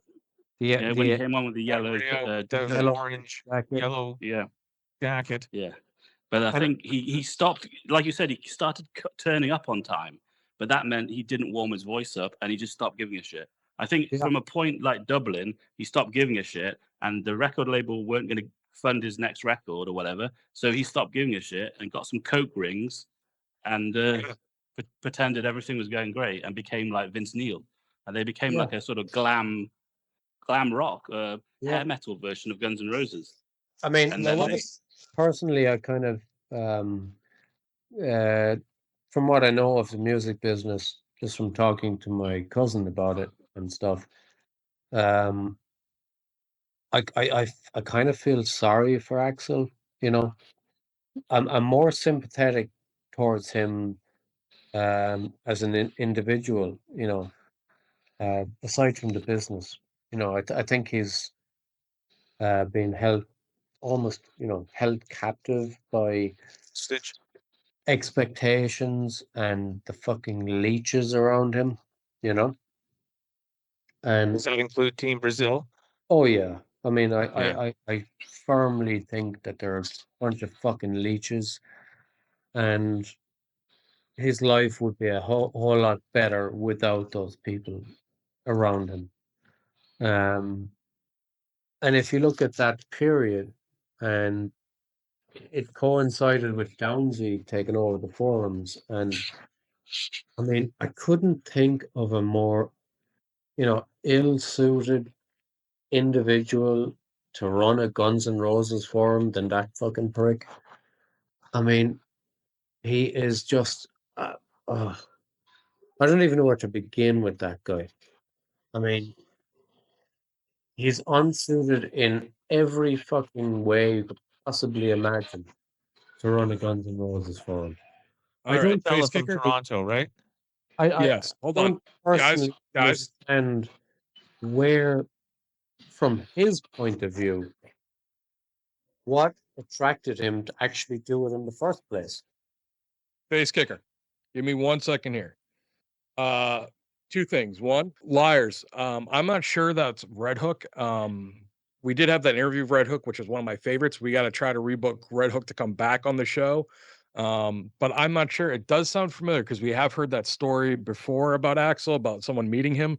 I don't know if it was. I know that E.T. met Axl and Yeah. the Japan show, but it Yeah. could have been Red Hook too, because Red Hook was in LA in those times. So we'll find out about that. The only other thing before we start getting into more of the MyGNR thing and more of the Downzy thing, I really want to have a shocking revelation here. And Go ahead.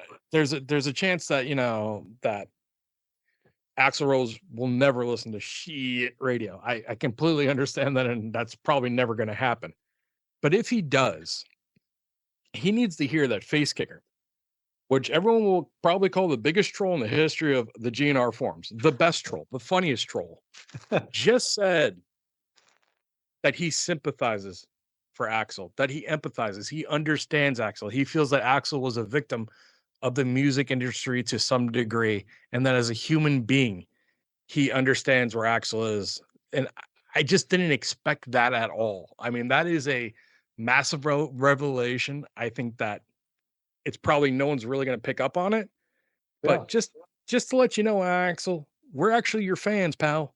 And you know, the guy that suppose he's your biggest troll and you know the best troll in the history of the GnR forums just said it, that you know he understands where you're coming from and he empathizes with you. So I wanted to touch on that before we moved on. Now you were going on about Downzy, Facekicker. You were talking about how you don't understand why he bought a GnR forum. He doesn't seem like a Guns N' Roses fan. He seems to probably want to talk more about politics and his agenda than actually about the music. Like he doesn't care.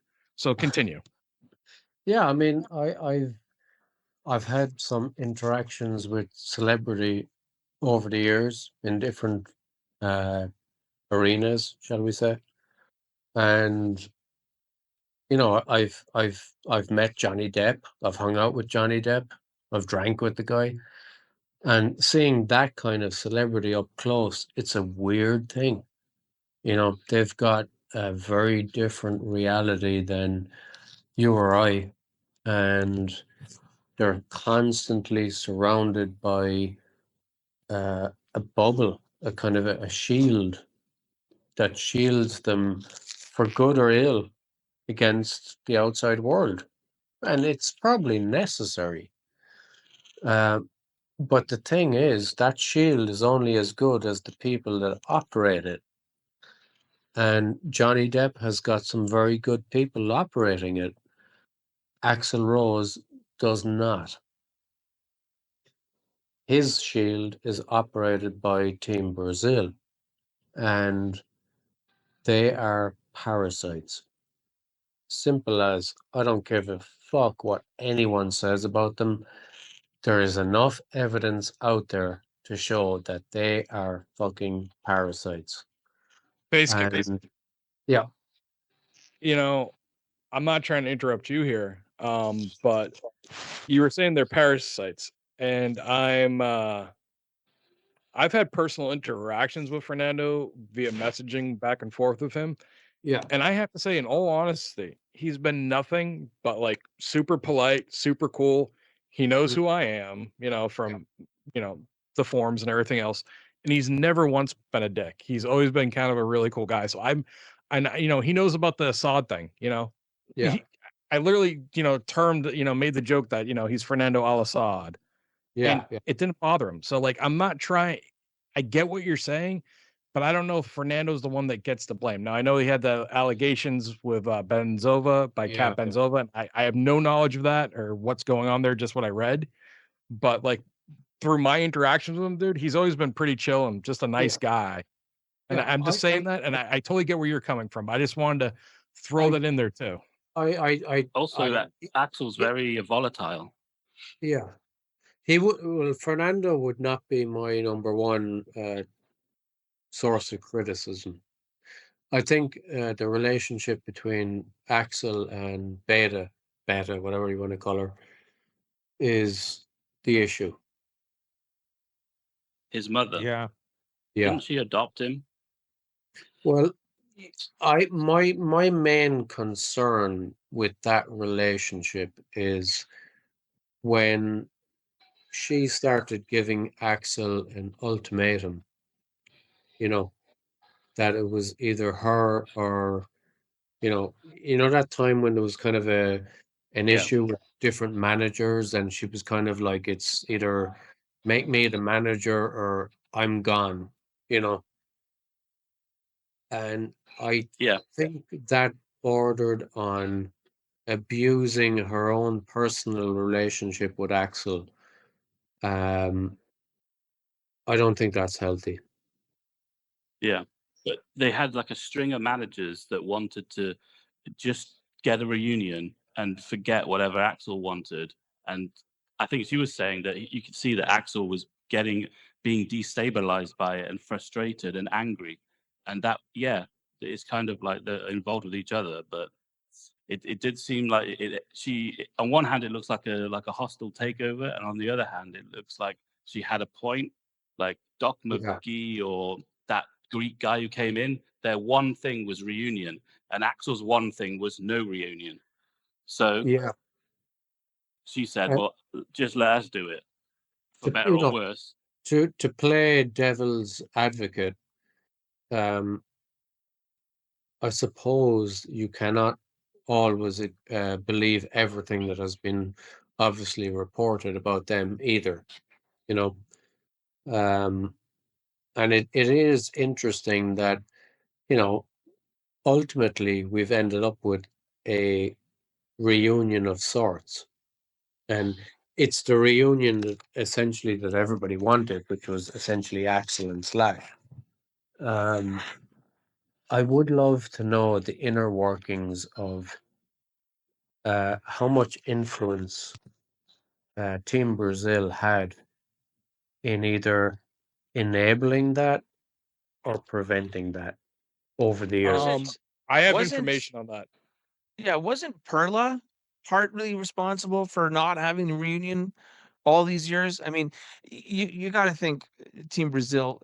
Yeah, just I don't want to speak ill about them or whatever, 'cause I don't know the inner workings, but you would have to think that Team Brazil knew what the cash cow of a reunion tour would be, right? So you got to think that they were trying to push Axl towards it for many, many years, but for whatever reasons, I would say he was probably saying, no, I don't want to do it, integrity, whatever. Could be paranoia, could be the meds he was on, it could be anything, right? But wasn't there a rumor floating around in the past that a big reason that the reunion didn't happen sooner was because of Perla and her influence that she had on Slash. Axl didn't like her. And I'm Didn't sorry, like Perla, yeah. no, okay, maybe Axl didn't like Perla, but Brasky, what did you have to say about that? You're 100% right. Perla was one of the main factors in it. Okay. And Beta was the manager for a long, long time. But Fernando eventually took over. When Fernando took over and the Perla and Slash divorce was happening, behind the scenes during their last show of the new GNR era with like Bumblefoot, this and that, they already knew the reunion was happening. Things were already in the works. Fernando was already doing his, things on the side. There was already things being arranged. The year before the actual reunion happened, Fernando and Slash talked, and Axl and Slash actually went out for, I believe, dinner, and they just talked things over and just saw if they were comfortable with each other. Once they realized they were comfortable with each other, it just became a money thing. They knew Perla was out of the equation.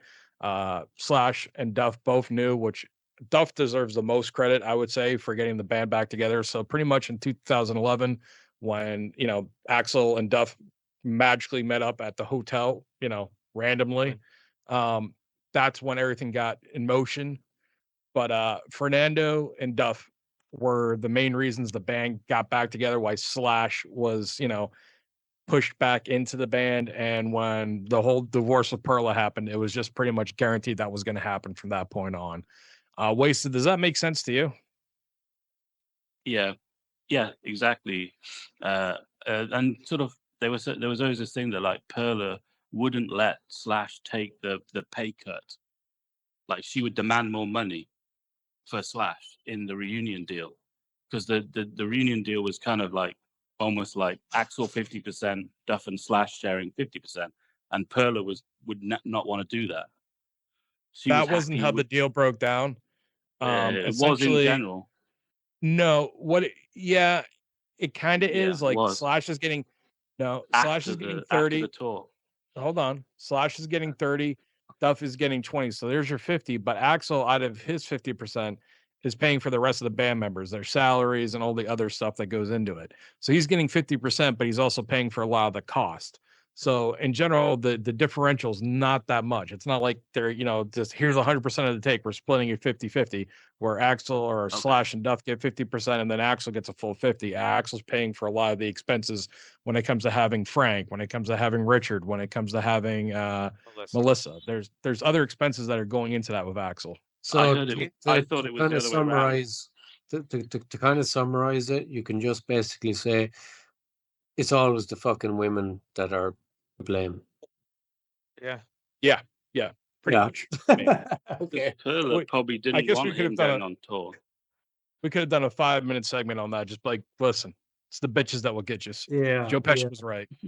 Well, you know So what? It's I know we kind of joke about that, but it's actually quite close to the truth, because if you look at the Oasis reunion, talk about a bitter fucking split. I mean, after GNR, the most bitter split in music was probably Liam and Noel Gallagher. And it's weird. Without revealing too much, I was out drinking with Liam and Noel's brother, Paul, and not so long ago. And he's a really cool guy, and we had a great night. And of course, I asked him, this was prior to the revelation that there was going to be a reunion. And I said to him, because you kind of don't really know what the actual situation is outside of the media portrayal. And I said to him, how's Noel? And he's like, oh, he's great. And I said, and how's Liam? And he said, oh, he's great too. And I said, so when are we getting a reunion? And he goes, oh, fucked if I know. And he laughed, and literally about 2 weeks later, the reunion was announced. Now, I don't expect that he would have told me that anyway, but the funny thing about their reunion was that it's widely believed that Noel's ex-wife was the problem. She hated Liam, and Noel divorced her, and 6 months later there was a fucking reunion. I think Wasted talked about that a little bit on a previous show. Did you not, Wasted? That it was something to do with the broads? Yeah, I think we made the comparison between the two. Like Noel Yeah. divorce and Slash divorce is what let them off the hook to then go back on tour. Yeah, But it was the fucking women. It was the fucking women the whole time. And speaking of women, Downzy, you know, we gotta Hold on a address. second, Facekicker. I'm not jumping off Oasis with Wasted not chiming in more. Like literally, when you two started talking Oasis, I'm like, I'm saying to Liarz, like, dude, we can just go take off the next 20 minutes. So Wasted, do your Oasis thing with Facekicker. I know you both want to do it. Just go for it. The reunion. Did you get a ticket? No, I didn't even try because I live in Taiwan. Yeah. Well, I mean, you I could don't know fly if they're in. coming You could over here. fly in. I've Yeah, got in the I've got summer, a isn't it? ticket for the Dublin show, and I'm going to be at the after party, and I have a kind of connection with them, you know, um, via Paul Gallagher, and I'm glad that they're doing the reunion. You know, I'm glad that they've put all that shit aside. I don't really care if the circumstances, what led to it, blah blah blah blah. I think the first show when you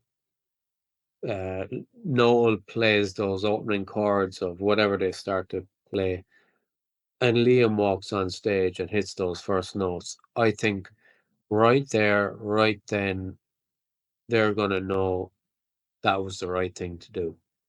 You mean Acquiesce? Yes.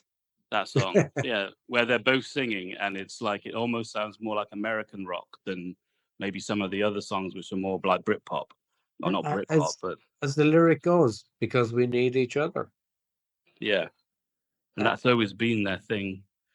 That's it. And I mean, I've been following it loosely. I heard that like Noel has a 8-hour version of Champagne Supernova that he's putting on in a gallery somewhere. Yes. Yes. True. Do you think you can get that on, like, will that just be on YouTube or released in any way? I don't actually know. I'm sure it'll leak out at some point. I will keep you guys in the loop because, as I said, I'll be going to their Dublin show, and I've been invited to the after party. I don't know if I'm going to meet Liam or Noel. There's a strong chance I will. But I'll keep you guys in the loop. That's going to be an interesting one, you know. Do you think they will be? Do you think they're like okay with each other now, or do you think they'll be traveling separately? I think you had her opinion about it. I think for the sake of the actual tour, they'll travel separately, and I think they will enjoy their comforts as senior members of the rock family. You know, they can afford to travel separately. They don't need to, bunk together in the back of some smelly fucking truck or bus or whatever. And I think that will help keep things going smoothly. You know. Yeah, 'cause I remember I heard some like rumor that who would you say, it's like the tour or the promoters, like one of the catches in the contract was that they needed to be kept apart as much as possible. But do you think there's anything gonna? I think they're older now. Like Liam used to be like off the chain, and now I feel like following his solo work and interviews, he's much more. He's almost normal now. Yeah, Liam is behaving himself quite surprisingly. He's quite well behaved these days. Um, I think they've just gotten to the point with age, with maturity, where they're just kind of like, what the fuck was this all about? You know? And they're just kind of like, let's just put on some shows, show up, deliver the goods, and fuck off and collect the money. Yeah, like I think Noel said, you know, I'm not going to turn down 50 million. I'm not a cunt. Yeah. Yeah, exactly. Also, as like you said, Wasted, they're older now, right? So I mean that angst is gone, right? Like they're not young men full of piss and vinegar anymore. And I think they're old enough now to put their differences aside and do it for the greater good, right? Do you know what I mean? Yeah, and also the Liam, I think recently said he's given up drinking, and he's training for the tour. So you know, he's not like he used to sort of. I don't know. I guess the warm up for the tour was going out drinking, but Yeah, it's kind of that, and you kind of probably would have had to grow up in Ireland or the UK to understand the mentality of Oasis at their peak, because that whole scene was a reflection of the entire scene in Ireland and the UK back then.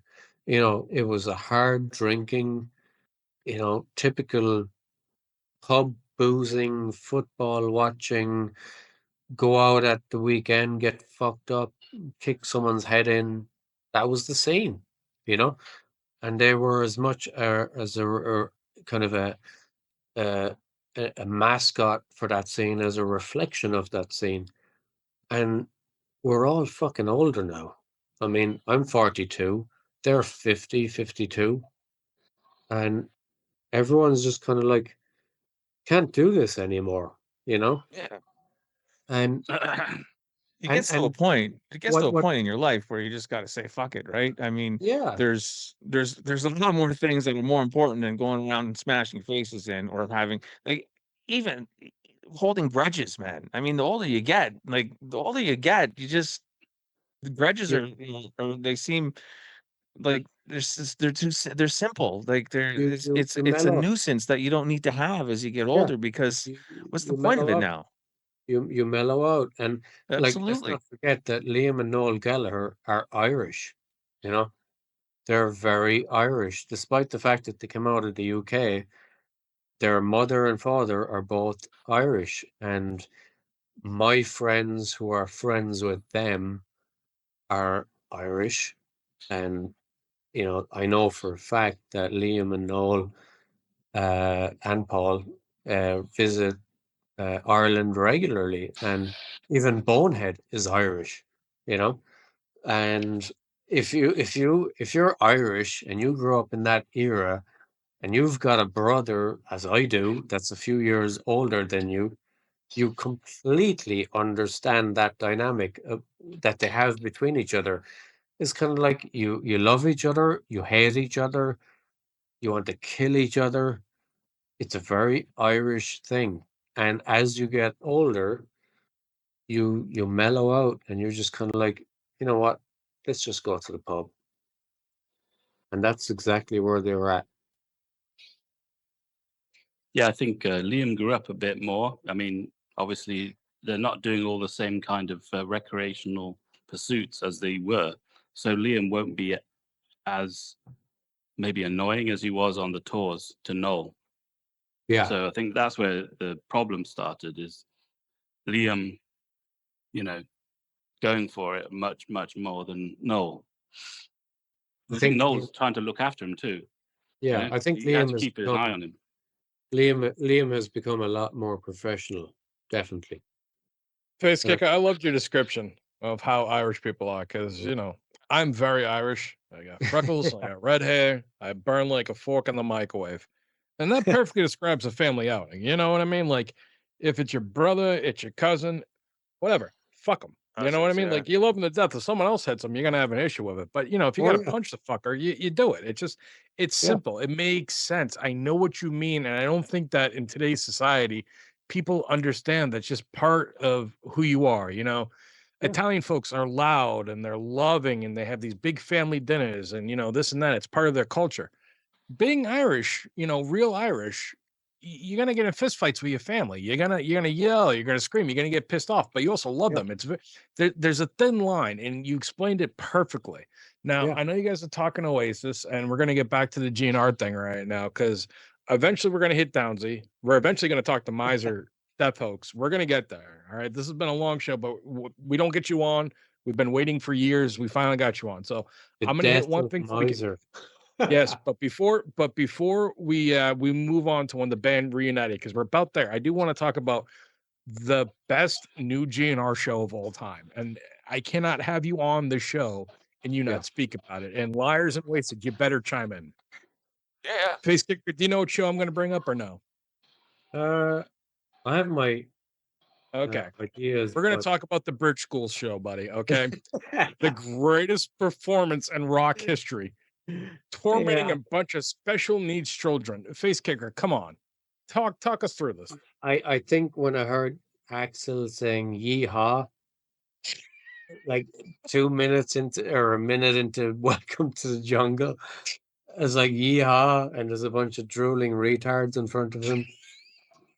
I just fucking cracked up. I was just like, Please, please be nice fuck? to those children. Those children did nothing. I mean, they have special needs and disability here. Like when I It- describe retards, I mean like posters on my GNR. These I- people really you do know- have medical conditions.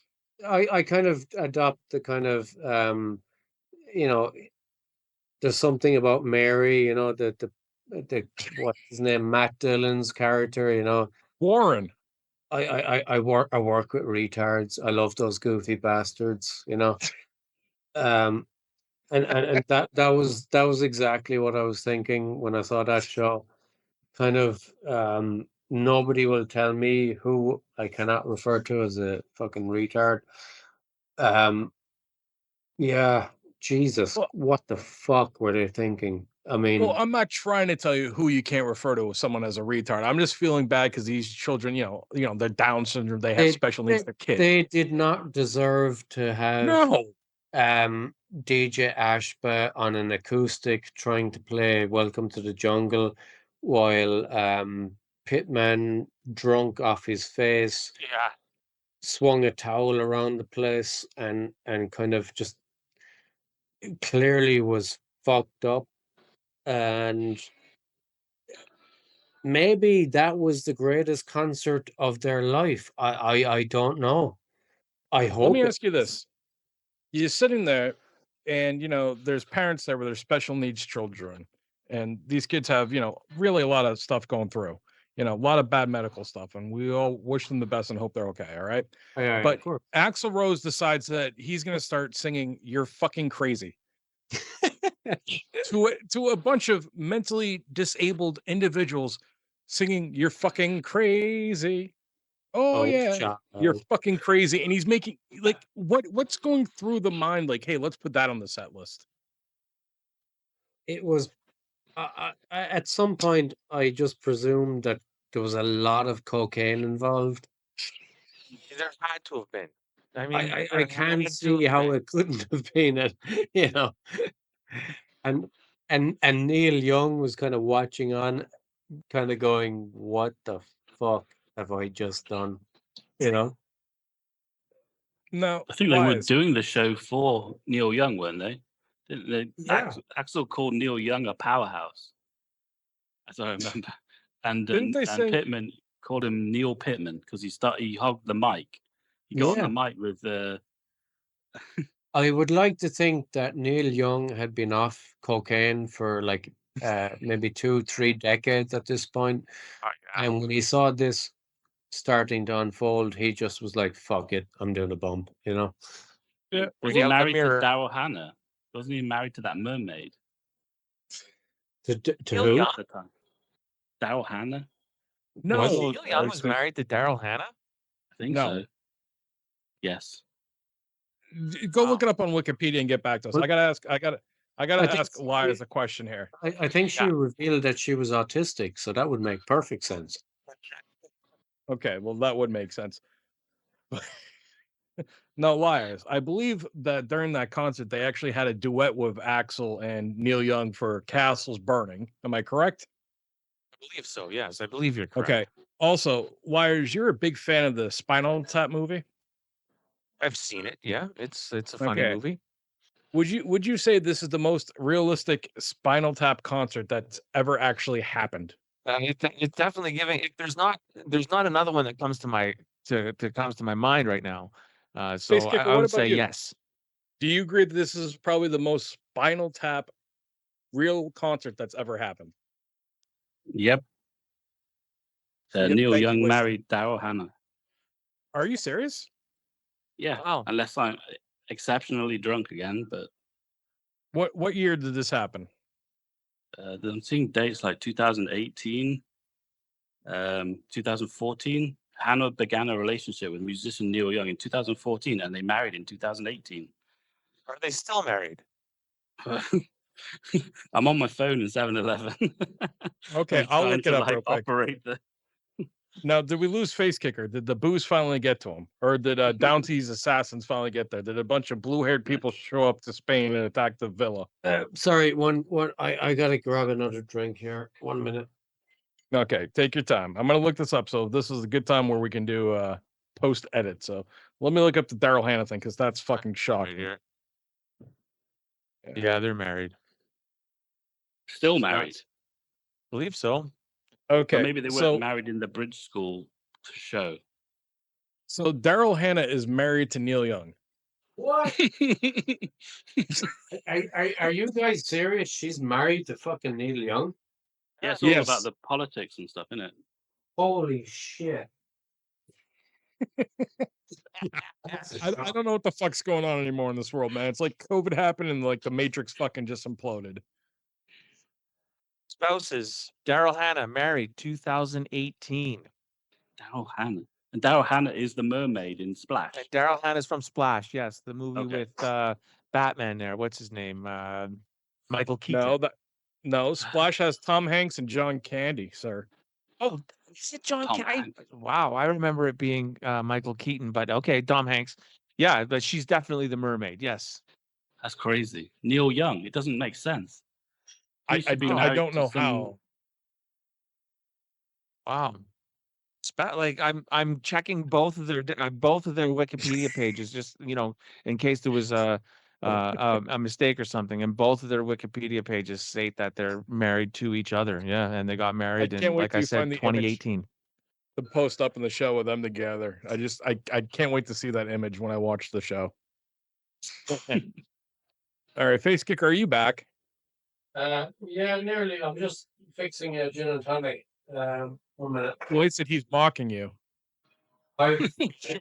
He's showing his dominance right now. in the Are you morning. gonna let this happen? I've actually just looking at the bottle of gin there. I've drank half a liter of gin while we've been talking. Gin's Well like the cleanest high. What's that? The cleanest. It's kind of a clean high. Oh yeah. It's not. I mean, you don't get too like Scotch or whiskey. It's just for me maybe it just makes me a little bit more like slurry. But gin sometimes get a it's good- quite clear. yeah, you get a good buzz off it. If I was drinking whiskey and I drank half a liter of whiskey, I mean, fuck. You wouldn't be Game able over. to broadcast any of this fucking podcast. Well, now you're back, Facekicker. I just want to finish off this topic here. Is the Bridge School the most realistic version of an actual Spinal Tap concert that's ever happened? Like a real band actually doing it? Yeah, I think it was peak delusional, misguided Team Brazil, fucking retarded Guns N' Roses with DJ Ashba. I mean, it was it was bad, but the fact that he was there made it just that quite bit more retarded, you've been biting your tongue, just wanting to speak about retards here. So let's get to them. Let's get to Downzy. Let's get to Oh, Daisy. Let's get to Christ. Soul Monster. These group of retards that just, You number know, one, Soul Monster, everything he said has been disproven. Like all his yeah, things and I all mean, of his claims, they constantly disproven. So please, I Facekicker, let him trying have. to think of, because we could talk about this for fucking hours. And I was trying to think of what kind of a figure could I pick that would encapsulate Downzy in one, particular figure. People could get an idea of what he was like or what he still is like.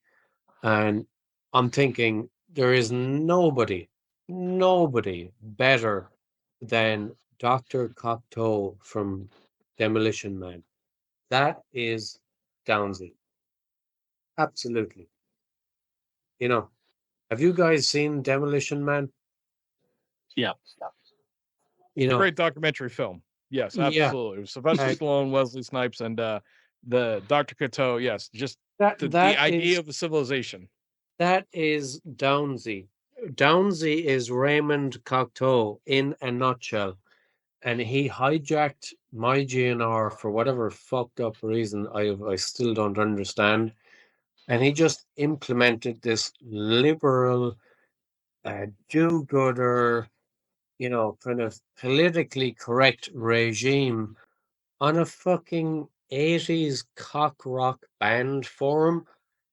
It's fucking insane, you know.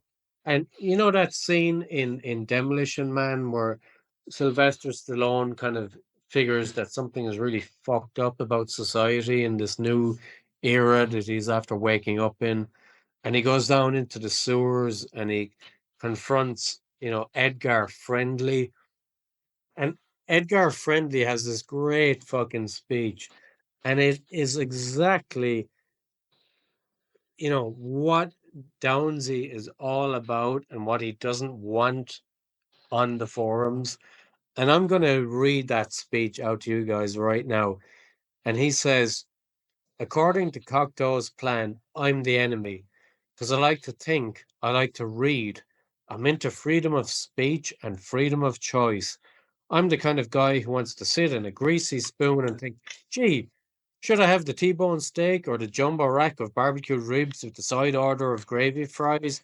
I want high cholesterol. I want to eat bacon, butter, and buckets of cheese, okay? I want to smoke a Cuban cigar the size of Cincinnati in a non-smoking section. I want to run through the streets naked with green jello all over my body reading Playboy magazine. Why? Because I suddenly might feel the need to, okay, pal? I seen the future. You know what it is? It's a 47-year-old virgin sitting around in his beige pajamas, drinking a banana broccoli shake, singing, I'm an Oscar Mayer wiener. You want to live on top? You got to live Downsy's way. What he wants, when he wants, how he wants. The other choice, come down here, maybe starve to death. By the way, Downsy, if you're curious, Facekicker is basically Dennis Leary's character from Demolition Man. I mean, Correct. you might not know him, you might not be able to identify him, but I'm telling you right now, me and Facekicker have been friends for 21 years. Okay, pal. He's Dennis Leary from Demolition Man. There's no debate. And I agree with everything you just said. To just add to that, and this actually happened kind of, this is kind of independent of the forums.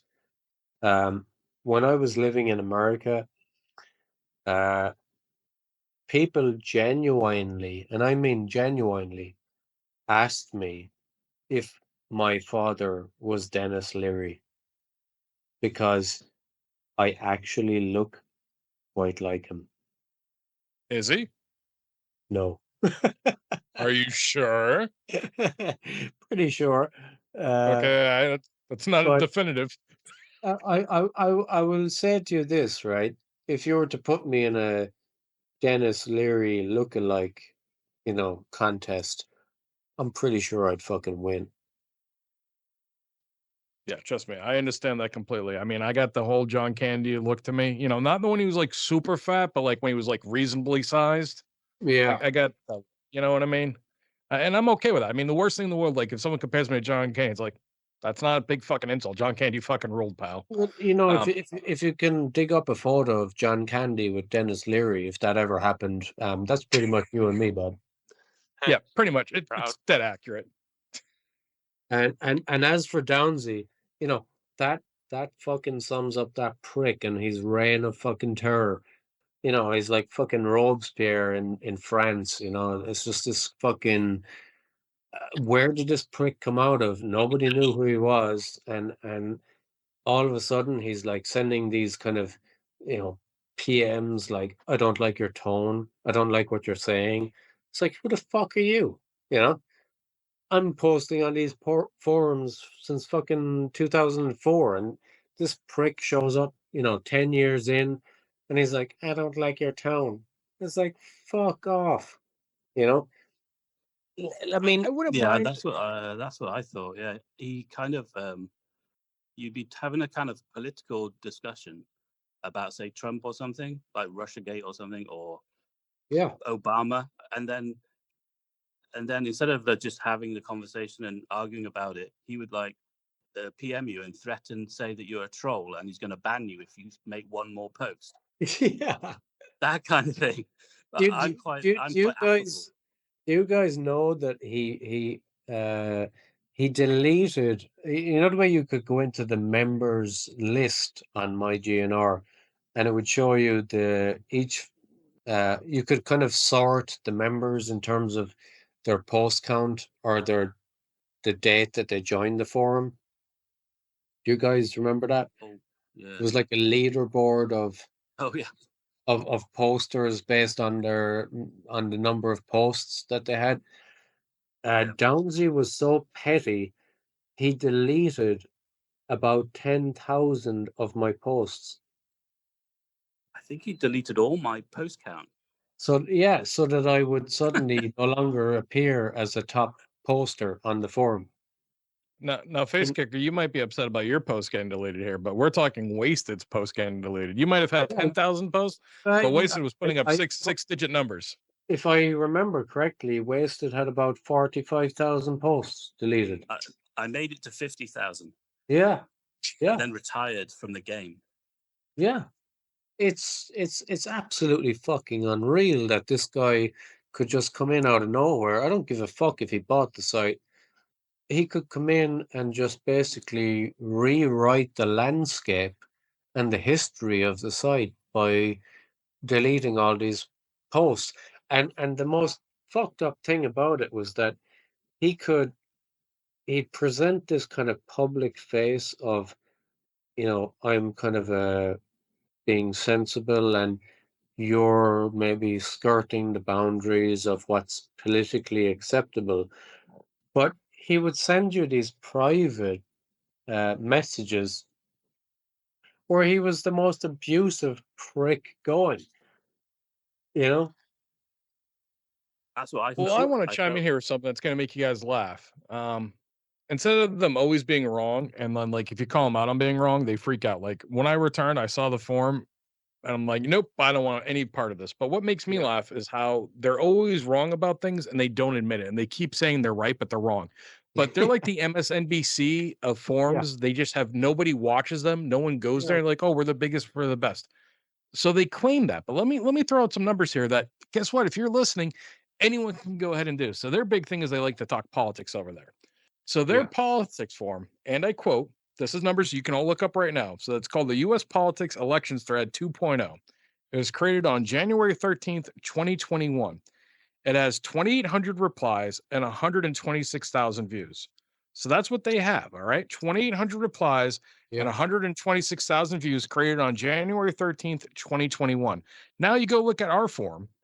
Very, very small form. Very small form, gentlemen, okay? It's tiny, okay? Not big at all. And our U.S. politics, culture, and reign of terror over the entire planet, which is a very funny name. Credit to Damn Smooth on that. Yeah. Was created on January 29th, 2022. So well over a year after theirs was created. Yeah. We have 6,200 replies and 197,000 views. Yeah. So more views, more replies, a lot smaller form. Their MSNBC were basically Fox News. And Yeah. they don't want to admit it, but numbers don't lie, pals. It's right there. It can be independently verified. Yeah, and what that tells you is that when you've got the kind of censorship and the kind of claustrophobic regime under Downzy, where you're afraid to post anything that might cross him, the natural outcome of that is people stop posting because So they're what you're telling afraid. me is free speech wins, and you can come in there with any opinion you want. You can have a debate with somebody, and you can Exactly. have free speech, and you can do it in a respectful manner. But if you insult somebody, as long as it's not too personal, you can be a man about it and just fucking continue on. And you're telling me that's going to get more people interacting and more people viewing the topic? I'm shocked. That's Yeah, crazy. exactly. And shock horror, a Guns N' Roses forum. If you think you can impose a liberal Democrat worldview on a forum for essentially a cock rock band from the 80s that sang about, we know what they sang about, immigrants and faggots, get out of my way. What kind of fucking planet did you come from that you think that a liberal worldview was going to fucking reflect the fan base? Because it fucking doesn't, you know? And at the besides all of that, this kind of idea that whatever your politics are, we're talking about essentially an irrelevant 80s rock band. Like, what kind of planet are you living on that you think that you need to impose any kind of political worldview on the off-topic section for a bunch of fucking 80s, as Cardi would say, sweaty rock band fucking, fans? Like, it's just ludicrous. Are you It's telling me just, that Def Leppard's forum don't have these issues? The Poison and Motley Crue forums don't have these issues? That I go to Def Leppard's off-topic forum for all my news. It's how I learn about the world around me. If I Facekicker? didn't read it on the Def Leppard forums, I wouldn't know my arse from my elbow. I'm more of a Bon Jovi forums guy myself for my news. I mean, I Ah, don't know well, what to tell you. you clearly don't know what's going on in the world. Well, I disagree, sir. This I mean, scenario that you guys just described with Downzy is the whole reason why the rest of Canada hates fucking Toronto. if we're talking about stereotypical Guns N' Roses fans, he doesn't meet the bill. Um, Well, yeah, he's not watching NASCAR. no. I'm literally watching the Daytona 500 right now. Yeah, what a shock. Now, hold on. Now, Yeah. before we went on this road that Liarz was bringing up that how the rest of Canada hates Trudeau. Now, a lot of people realize that Liarz is in Canada, I'm in America, and right now there's a lot of tension between America and Canada being promoted by the mainstream news. Yeah. Me and Liarz have none of that. I feel bad for people up in Canada. I understand where they're coming from, and it's not their choice. When America does things too, I don't support some of the stuff that America has done in the past. Actually, a lot of it. Liarz doesn't hold a grudge against me for that, and I wouldn't hold a grudge against him. They had the thing last night with the hockey teams, which cool. Hockey teams fight. Great. That's old time hockey. We enjoy that. Booing the American national anthem. I feel it is what it is. I'm not going to be, oh God, you guys booed the national anthem. So no, shit happens. Move on. Hey, if we boo the Canadian national anthem, which I'm sure is coming next, it's going to be the same thing. It's like, okay, whoopie fuck you.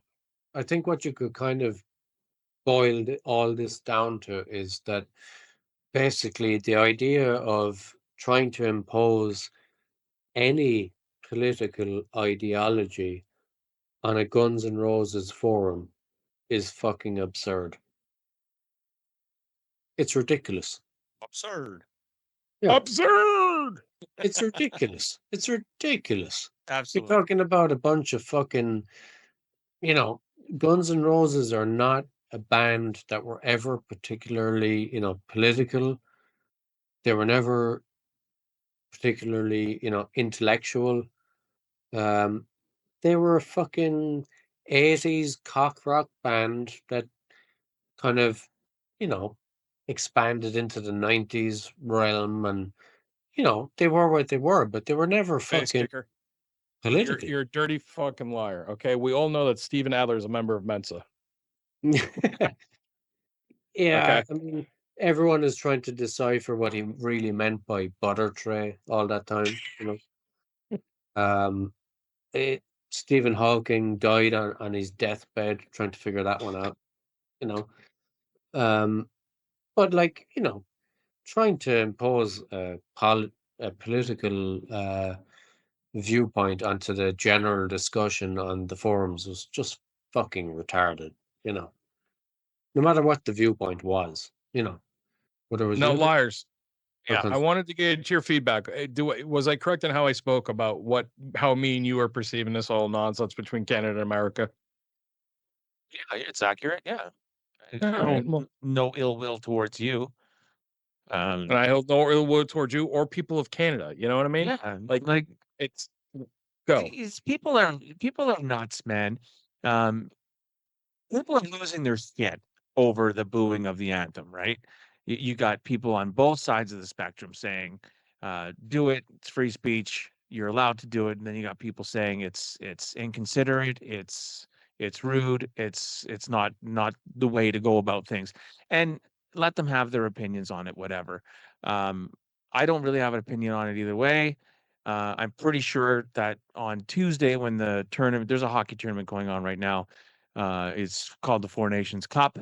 It's Canada, the United States, Finland, and Sweden, and it's all players from the NHL. And it was taking place in Montreal. And last night it was Canada against the U.S. and the Canadians booed the U.S. national anthem. Now the tournament moves to Boston next week, and I'm pretty sure that when Canada plays, the Canadian national anthem is going to get booed. And you know what? Just let it happen. It's I mean, it's but a here's the deal. political issue that shouldn't, in my opinion, it's a political issue that shouldn't have transferred onto a sporting event. I'm of the thought process that if you're going to go to a sporting event, it's not a political event. It's actually an escape from the real life, and you're going there for entertainment. So if people want to boo, let them boo, but it's not something I'm going to do. You're 100% correct, but I wanted to bring up the funny thing. You said the first game or the game was in Montreal last time, and the next game is in Boston. Listen, Yes, if it's the fucking if it's the Montreal Canadiens against the Boston Bruins, shit's going down anyways. There's always going to be fight. There's always going to be booing. I'm in complete agreement with you. It's a right to free speech. Do what you want. It is what it is. Not a big deal. So we've covered Canada tonight. We've covered Downzy. I know that Facekicker really wanted to get that out of his system, so it's out of his system now. Wasted. No, I don't it's know not if it's the going. system. I'm gonna still stick the fucking knife in whenever I can. I'm sure you will. So let's move on to a more fun topic, something that Wasted and Liarz didn't take part in, and we're going to protect we're going to protect the names of the other people that haven't been outed yet taking part in this thing. So the only people that have been outed publicly, and are JB, myself, Cardi, and you. But we're going to talk about the Miser death hoax, one of the funniest things that ever happened. Maybe the greatest troll job, the greatest prank ever pulled in the history of the Guns N' Roses forums. I think so, and I think we should kill him again. That's just my personal feeling. We're doing it as a prank, though. Let's because we need YouTube to know that, because dear God, are they just censoring like crazy and they don't understand, the humor in it. We're not literally going to do. I am tempted on a kind of coming up to Easter every year that I'm going to log on to the Steve Hoffman forum and encourage the moderators to kill Miser again. Well, let's go back to what happened. So we were on the old Guns and F and Roses forum, and there was a group of us, and we were all very tight. We're good friends. Yeah. And Miser was just being complete ass. The year before, he got the board literally deleted for his ramblings and comments that he made that were completely obscene and really out of line. And he was just spamming the forum with nonsense, just hairline Yeah. threads, and Richard Nixon stuff, and it was just continuing. And then him and Axl is old were getting into it like every freaking day. So I don't remember. Shotgun to the head. Shotgun to the head. Yeah. Her LA connections. Yeah. What the fuck? So so I remember it was the main people were me, you, Cardi, and JB. We were the main planners of this whole map. There were And other JB got some blame on this. That's not fair. Like No, a lot of blame. Like there were maybe 3 or 4 more collaborators that will go on. me and you before the show, we named them, but they weren't as active as us. Like one of them was just there because he's like, the guy. He's one of our dear friends. He was kind of another one as the voice of reason to rein us in, and it didn't work. Oh yeah, God, it didn't work. He was trying to calm us down, and then the other two. I was like killing this fucker, just fucking, No, I don't remember, and the problem is it could have been me, and I don't remember. I don't want to take credit for if it wasn't me, because it could have been Cardi. It was either me or Cardi that actually told JB, well, let's kill him. Like JB was like, we were talking, and JB was trying to be funny. He's like, well, I'm going to suspend Miser, and this and that. We're like, well, hold on, let's do something. And then you came up with the idea of, oh, well, we'll do it, and then one of us. I kind of got roped. I kind of got brought into the conversation, and at that point, the decision to kill Miser, and let's for anyone that might be listening in, as a forum participant, we decided we'd kill him off as a character, and that decision had already been made, and I came in and there wasn't really much more detail other than we're going to kill Miser. So I decided that, okay, let's flesh this out a bit, and how are we going to kill him? And I started looking at the calendar, and I noticed that we were quite close to Easter. So I said to JB, I said, if we're going to kill him, let's kill him over Easter, and we'll Friday. We'll kill him on Good Friday, like Jesus, and bring him back on Easter Monday, like Jesus. And nobody fucking picked up on it, And it was just like, I can't believe nobody picked up on it, other than the people that were already in on the joke, Yeah. And I'm just reading back on what Cardi wrote, and I'm getting the bad feeling more and more, because I know it wasn't JB. And I remember Cardi saying, oh no, it was JB. And I'm thinking, and I think it was me. I'm not 100% sure, but I'm pretty sure I was like, let's kill him. Yeah. Like as a joke, like let's kill the username off. And then JB's I was ready there with a fucking hammer and a sickle to do it. Yeah. As soon as, but then we decided so it was me, Cardi, and JB, and I'm like, yeah, well, let's kill him. Somehow that came up, and it's got to be me, because Cardi said it, wasn't him in his post. I'm just not 100%, but Cardi said it wasn't him in his post, and I remember it wasn't JB. Like JB was like, okay, we're gonna suspend him, so I gotta think it was me. So like, all right, we're gonna kill him. So we then after we. JB took quite a back seat to all this, and I know that I drove a hell of a lot of it, with you, Brasky, as in, it was kind of like, oh, we'll kill him, but then it was like, how will we kill him? And I knew that, we're going to have to make this somewhat believable. So I remember asking, where does this guy fucking live? And I don't know who came back to me, but somebody came back to me and was like, well, he lives in this particular area.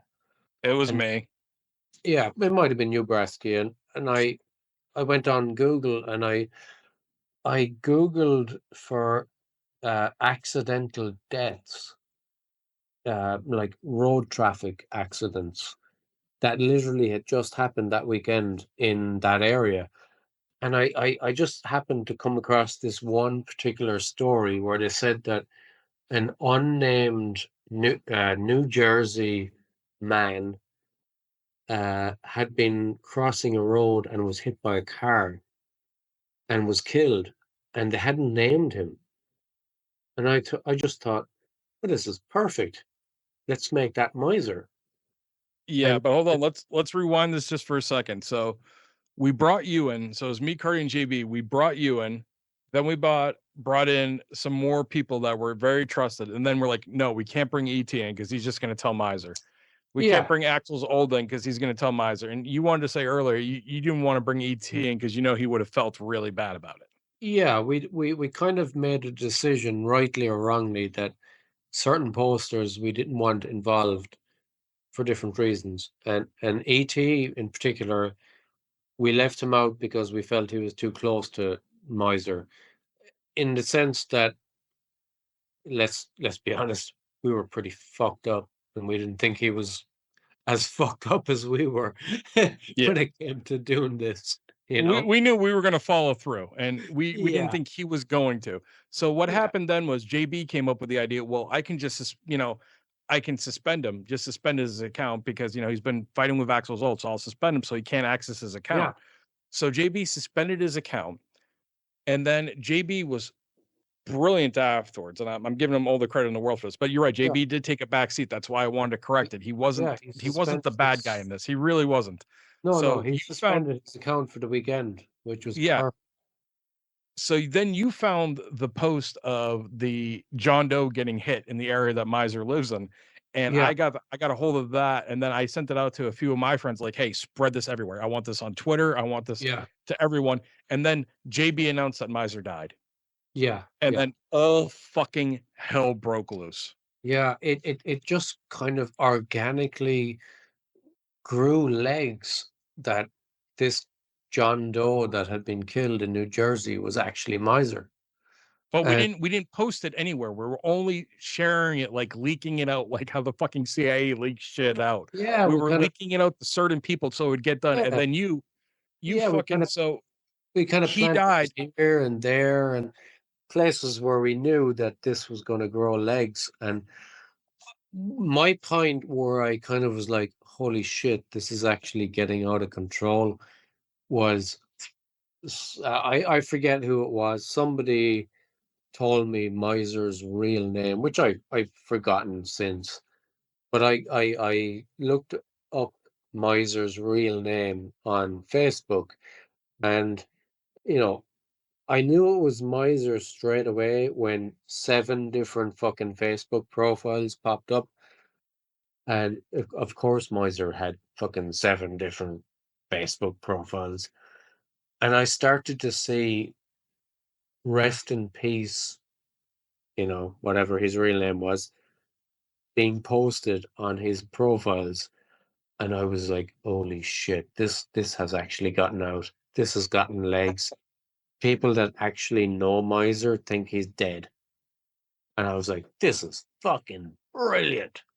And then the one guy that I gave the information to, which I'm not outing him because he's never come out and said it. If he wants to take credit, I will completely confirm it. He's the one who got the infamous tweets from Bumblefoot and from Gilby Clark. R.I.P. Miser. We just heard our longtime fan of Guns N' Roses has passed away. And Bumblefoot's tweeting, R.I.P. Miser, and fucking Gilby Clark's R.I.P. Miser. And shit's getting out of control. And everyone's starting to freak out in the chat. Like everyone in our little chat that we had is freaking the fuck out. Here comes Facekicker. I think that might have been the greatest moment in GNFNR history, that the one member of Guns N' Roses that we took the piss out of the most, Bumblefoot, was the one guy that actually, by tweeting out "Rest in peace, Miser," confirmed the greatest fucking troll in forum history. It gets better because I'm going to bring everyone behind the scenes real quick, and I'm sure Wasted and Liarz will chime in, after we get done telling the story. But so everyone's freaking out. Everyone in the chain's freaking out. Me and you and Cardi are holding it together. And even Cardi's like, man, this is kind of going a little bit too far. Because people can say what they want about Cardi, but he really is he has a good heart. You know what I mean? Yeah, he And, was and kind of JB like, and JB's getting all the fucking heat, and he's just taking it like a champ. I mean, yeah, I think Cardi hold him. at one So point, hold on, let me Cardi finish. and AB were kind of like, this is fucking really, this is really getting out of control. And I Yeah. was just like, more. So the two assholes, and then this is why we're trying to, JB deserves his name clear here. Like him and Cardi were really like, all right, guys, we should probably just end this and continue Yeah. on. And here's Yeah. fucking Facekicker. He's posting the gift from Gladiator. Hold, Yeah. and people are freaking out even more. And like, I'm like, no, guys, keep going.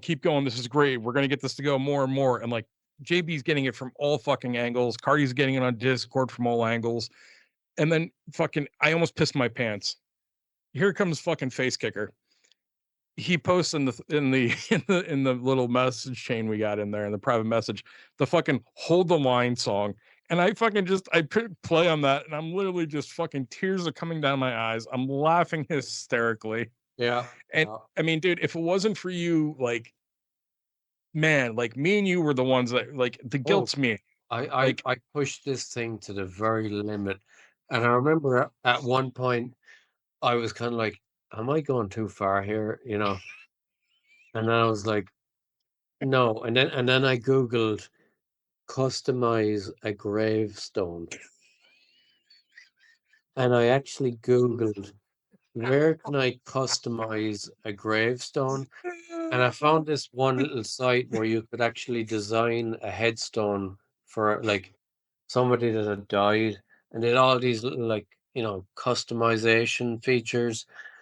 And I remember typing in like Vincent Miser with like little fucking doves beside his name, and I was just like, this is so fucking wrong. I don't give a fuck. And I designed a headstone for Miser. And I took a screenshot of it and I posted it in the main forum, and I was like, oh, well, I don't really know Miser or his family, but I hope they see this and take inspiration from it for his final resting place. Oh my God, when I think It about it. gets worse. Facekicker. You know what you're forgetting right now? What? Do you remember that I don't know if it was me or you that started the thread. I don't remember who started the thread, but remember we had the music thread for Miser? Oh And God. I think it was me because I posted a Rolling Stones song first. Yeah, it was like a concert for Miser. And it was I Yes. was thinking of kind of like, It was you. the concert for Freddie Mercury when he died, and we started off kind of, and what we need to explain to people that are listening is that behind all of this, we're constantly sending messages to each other like, I'm going to start a concert thread for Miser, and what I want you guys to do is post sad songs first, and as it goes on, post more like happy songs until we're posting literally I'm walking on sunshine, Katrina and the Waves songs, like celebration songs. And nobody fucking copped it. And like It was behind the scenes, I was fucking crying. Like we started off with like, Over the Hills and Far Away and fucking, Yesterday, the Beatles and In My Life. And next minute it's fucking, Hold the Line, which was kind of the trigger for, okay, now you can start posting the fucked up shit. And then it was like Thriller and fucking, uh, Celebration and fucking nobody was picking up. And all you had to say was, oh, Miser loved this song. And you could post fucking anything, and nobody would question, like, dude, that's like, this is supposed to be like a celebration of his life, and you're posting fucking, get down on it, down, you know, and it just happened by immaculate coincidence that that one weekend was the weekend that, in probably the first time in like 5 fucking years, that Miser didn't visit the forums.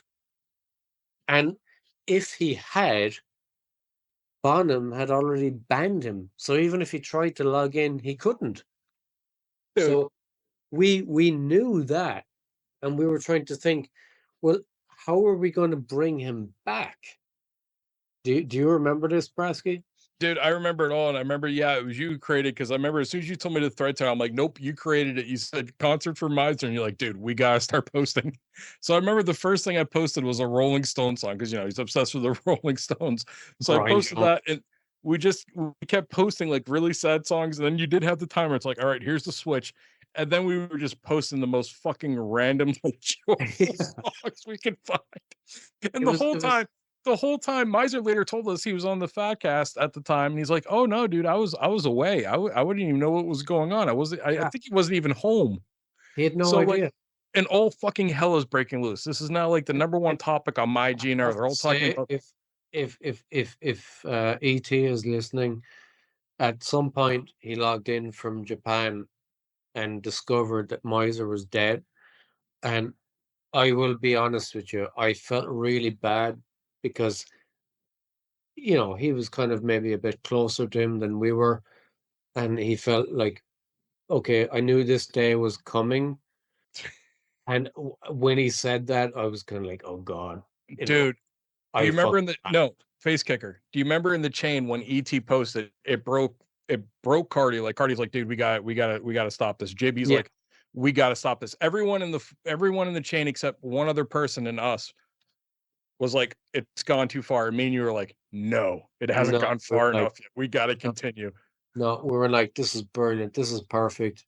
Sorry, ET, but we were like, your, devastation, but kind of expecting the day to come aspect of Miser's death was just perfect. I'm sorry that we kind of exploited that ruthlessly at the time, but, it was perfect. You were like, oh, this is terrible. I knew the day was coming. And then it was like, here's Toto with, Africa. Yeah. Hold on. It gets even better. Then Axl's old chimed in. And it was kind of like, it was like an RIP post, but kind of like a dick post. So it came off completely real because he had no idea, dude. No. Nobody else on the forum had a fucking clue. And then, and I got to say this, dude, Bonham was taking so much fucking, like so much heat because everyone kept PMing him and everyone was questioning him, and he was ready to tap out. That's why I corrected this about like, can you confirm it? And I was like, he's dead. He's fucking dead. Kill him again. And you were such fucking pricks. Yeah. So eventually it gets to the point where we're getting damn near close to Easter, and we order the code red. It's like, all right. And JB's like, we got to bring him back. And then JB's like, all right. So Easter, JB does the poster. He's like, he comes up with this brilliant idea, which I have to give him all the credit in the world. He comes up with a story and he tells Miser's story afterwards that a crazy ex-girlfriend of Miser's contacted JB via like Facebook or Instagram or some shit like that, or via email. Somehow she was able to find JB, and she told him that Miser died, and that's why he posted it, and that's why he suspected it. Yeah. So then he gets brought back. Please tell the story of him being brought back, because it's just amazing. It's fucking hilarious. It you know what? It was kind of one of those things that it wasn't really planned, but we realized that, holy shit, we killed Miser on Good Friday, and we're gonna bring him back on Easter Monday. By the way, Cardi's post about when we bring Miser back, like as soon as we told him we're bringing him back, and Cardi's post was so fucking great when we brought Miser back on Easter. Yeah, and at one point we were like, well, Miser actually hasn't logged in, so like we need to like create a fake Miser account to log in and say I'm alive, because Bonham had banned his account, but in that meantime, Miser just hadn't even tried to log in for once in like 10 fucking years anyway. Yeah, it wasn't banned, it was suspended, because like if you looked at the account, it wasn't coming up banned. It was just a suspended account. It was like on like a certain day suspension. I won't mention who it was, but one of the other collaborators said maybe we should like create, 10 different miser accounts and have them all log in together and be like, no, I'm miser. No, I'm miser. It was kind of like that scene in, The Life of Brian where they're like, I'm Brian and so is my wife, It's like, have like 10 different miser accounts, all claiming to be miser at the same time on Easter Monday. And I don't remember exactly what happened after that, but I know that we were just kind of like, we were trying to think, well, what would Miser post if he did log in? And I think it might have been Bonham. I'm not too sure, but somebody said, well, what if we have a fake Miser account log in and just say, start a new thread saying, does anyone think that my hairline looks like my grandpa? As a That doesn't sound like Bonham. That sounds like another person. That sounds like Yeah. Cardi or one of the other conspirators. But as you Yeah. say the title, it sounds like Cardi to me. I don't remember because it's been a while. But at the same time, this is all going on. The MyGNR people are losing their minds. So one of the mods or admins over there literally goes on to Facebook and contacts Miser on Facebook, and Miser responds back. So like the gig is up, but it's already Easter. We've already brought him back to life. And I used one of my 20 dormant accounts on MyGNR to like message different people on MyGNR to say, he's definitely dead, like as in I was there and there was a blood patch on the road, dead, and it actually worked with a few of them. They were like, holy shit, you were actually there. You saw Miser's body like on the ground after being hit by a car. I was like, yeah, dude, it was fucked up. Like there was blood everywhere. And they were just like, holy shit. And they went on and PM'd other people. Like this poster on MyGNR that has 10 posts said he saw Miser's like blood patch on the ground in New Jersey. And I was just like, I can't believe they're fucking believing me, And, going back to that claim of 20 accounts on MyGNR, that was a joke at the time. And the funniest thing that came out of all of that was that after I said that on our forum, Downzy obviously read it, or fucking Daisy told him. And Downzy shut down new registrations on MyGNR for like 6 months. Nobody could register an account because he was afraid that everyone that was registering was me. The only thing I'll say is this: he's a very dumb human being, because anytime I've looked at MyGNR, which is not very often, but occasionally I look just to see what dumb shit they're posting. There you can see who's online, and occasionally I see a username on there, and I'm like, there's no doubt in my fucking mind this is Facekicker. Like it's so apparent, but like they just don't understand it. Yeah. But in general, would you say that kind of wraps up the death of Miser?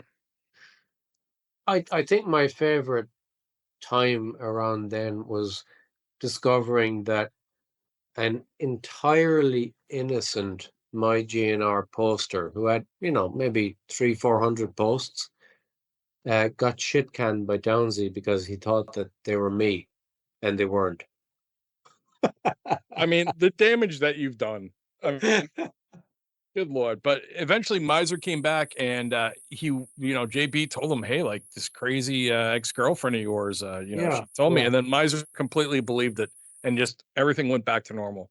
So folks, that's the official. I'm trying to remember how long after that Miser went on his infamous, Oprah Winfrey rant. No, it was the year before. Was it? I can't remember. It was the year before that he did that, because it was during COVID. Okay. It was the year before he did that. So that was another reason why we did this, because he literally cost us the form. Like it had to be rebuilt. So Oprah's floppy tits. No. We're not going down that road. Trust me. No, just leave it alone. So that's the official story of the Miser Death Hoax, the greatest troll in the history of GnR forums. To anyone that's listening in, we killed him. We killed him good, and we meant it. Every bit of it. The character, not the person. So Liarz and Yes. Wasted are just sitting here in dead silence. I really got to know their take after we just told them all this. It's definitely funny to hear coming straight from the source, right? Both you guys, but a lot of this we've talked about in the past before, and it's as funny today as it was the day I heard it for the first time. I mean, the efforts that were put into this to get this level of trolling going down is phenomenal, and the dedication from everybody involved is second to none. So a round of applause to you guys for doing that, because like you got members of Guns N' Roses to tweet "Rest in peace, Miser." Like that's next level trolling, and that's a golf clap from me. I've one regret, and that's that I don't have a screenshot of the private conversation that went on behind the scenes, because in all my years of trolling the shit out of Guns N' Roses forums, that was the funniest fucking thread ever. Hands down, hilarious. Because we were reacting in real time as people logged in and discovered Miser was dead and reacted. And then it was kind of like in the private chat, it was like, yes, we got another one convinced he's fucking dead, you know? And it just grew from there. It was the funniest shit ever. And it spilled over into the real world. Like, people were actually posting on his actual Facebook page, "Rest in peace." Unbelievable. Bumblefoot fucking was like, rest in Gilby Clark. peace. I mean, it's one of those things. Like I talked about it recently on Bad Apple, and I wanted to clear it up because JB was getting blamed he didn't deserve. Like, just I disagreed with that. Oh, no. It could just be people not remembering kind of what went down. So Yeah. I cleared it up a little bit, but I posted the thing because a bunch of posters like, well, I didn't know anything about this and blah blah blah. Why didn't I know? And I posted the thing, the end of Ocean's 11, after they've robbed all the casinos and they're just standing at the waterfall together. Yeah. That's the easiest way to sum it up. It was the best. It was the greatest troll we could have ever pulled. It was like that, or it was the equivalent of at the end of The Usual Suspects when Kevin Spacey walks out with verbal. a gimpy leg and is walking up the street and fucking gets into the car and he's like, Kaiser Soze, It was that. It was absolutely that, 100%. But can I ask you a question too, Facekicker? If I'm trying to remember right, wasn't April Fool's like really close to this time too? Yeah. Actually, now that you mention it, did we kill him on April Fool's? I got did. I believe you did. Yeah, I think it overlapped that year. Easter overlapped with April Fool's. Yeah, I believe And- I'm remembering April Fool's being an integral part of this whole troll job. And nobody copped it, because, which I thought was incredible, like, dude, 100%. April Fool's Day was the first, yeah, and the next day was Good Friday. yeah. And I've it reminds me right now, I've a friend that I went to college with in Denver, and in a lot of ways he reminds me of Miser. He was just a really weird guy. He was from Boston, and Fuck you, pal. yeah, sorry.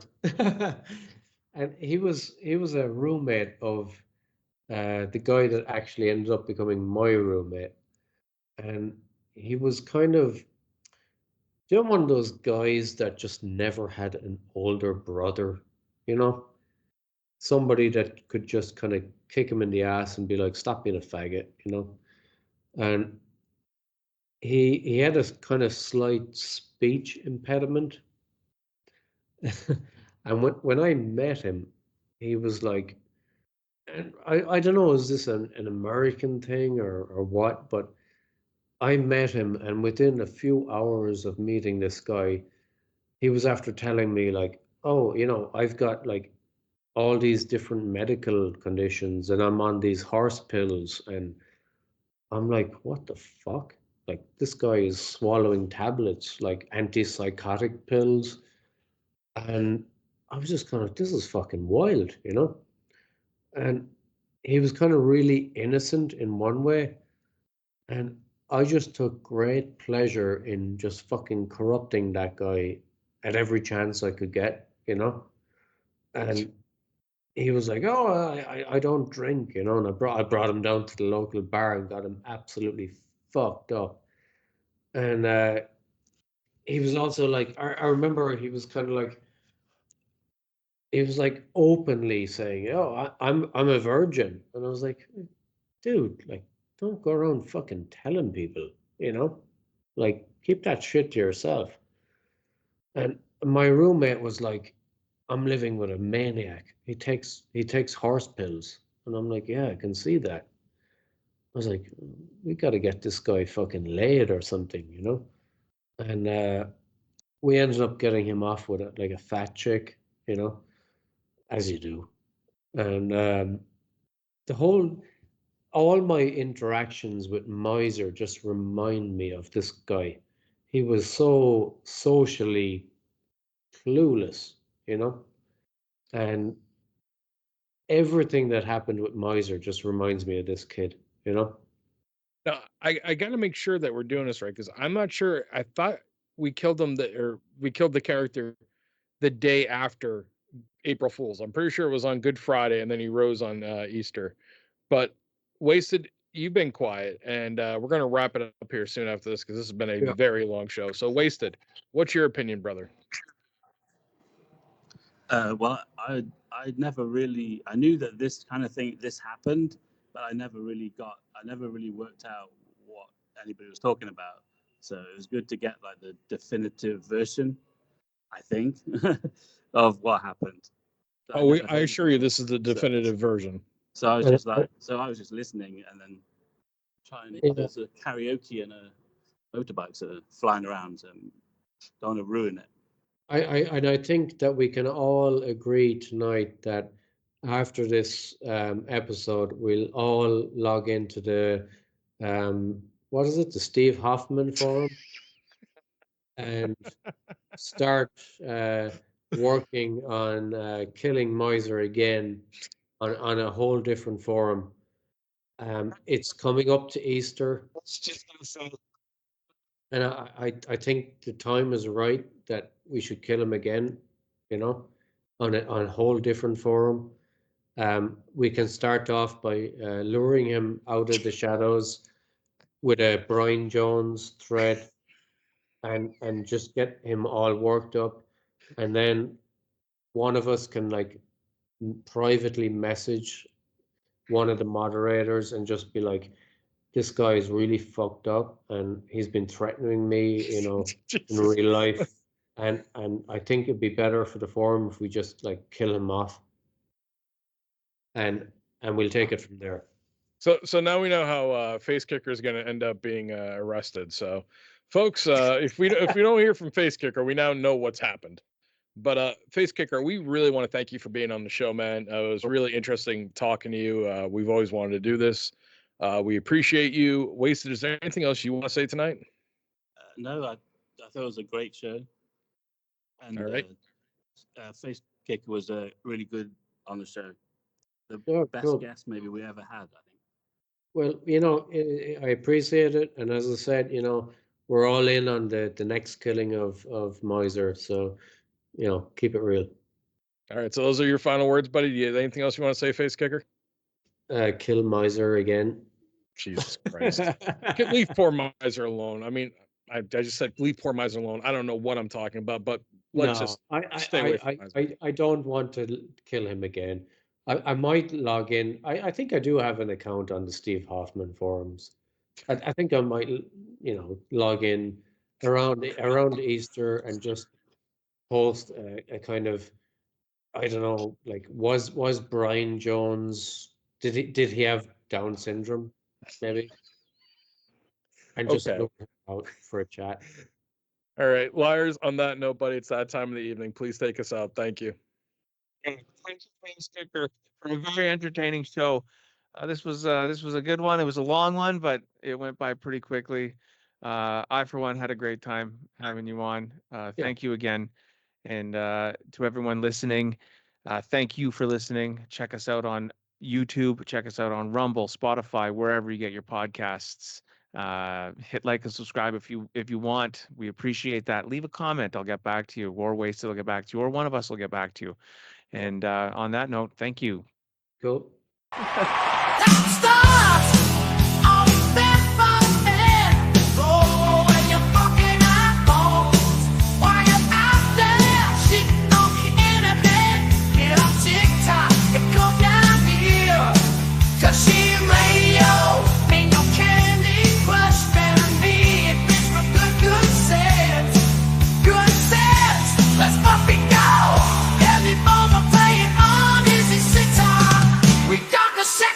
Calling out to your door. Just listening to SHEEEIT Radio that's making so much noise. Are you dead or fucking thirsty for more? We're just bullshitting the future, reliving the 90s. It'll always fuck with us. We're never gonna die. I hate all the lies. SHEEEIT Radio is toxic pollution. SHEEEIT Radio ain't gonna die. SHEEEIT Radio is toxic pollution. SHEEEIT Radio will survive the apocalypse. Yes, it will. I took a look at your porn history store. And old culture is some sharp boil. I asked you if you wanted any room on the club. You said you wanted SHEEEIT Radio instead. Regardless, sector is calling out to your door.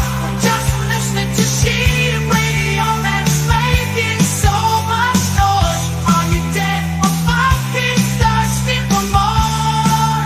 We're just bullshitting the future. Loving the 90s in a love of Steve's toxic pollution. Wasted will survive the apocalypse. Yes, he will. She's toxic pollution.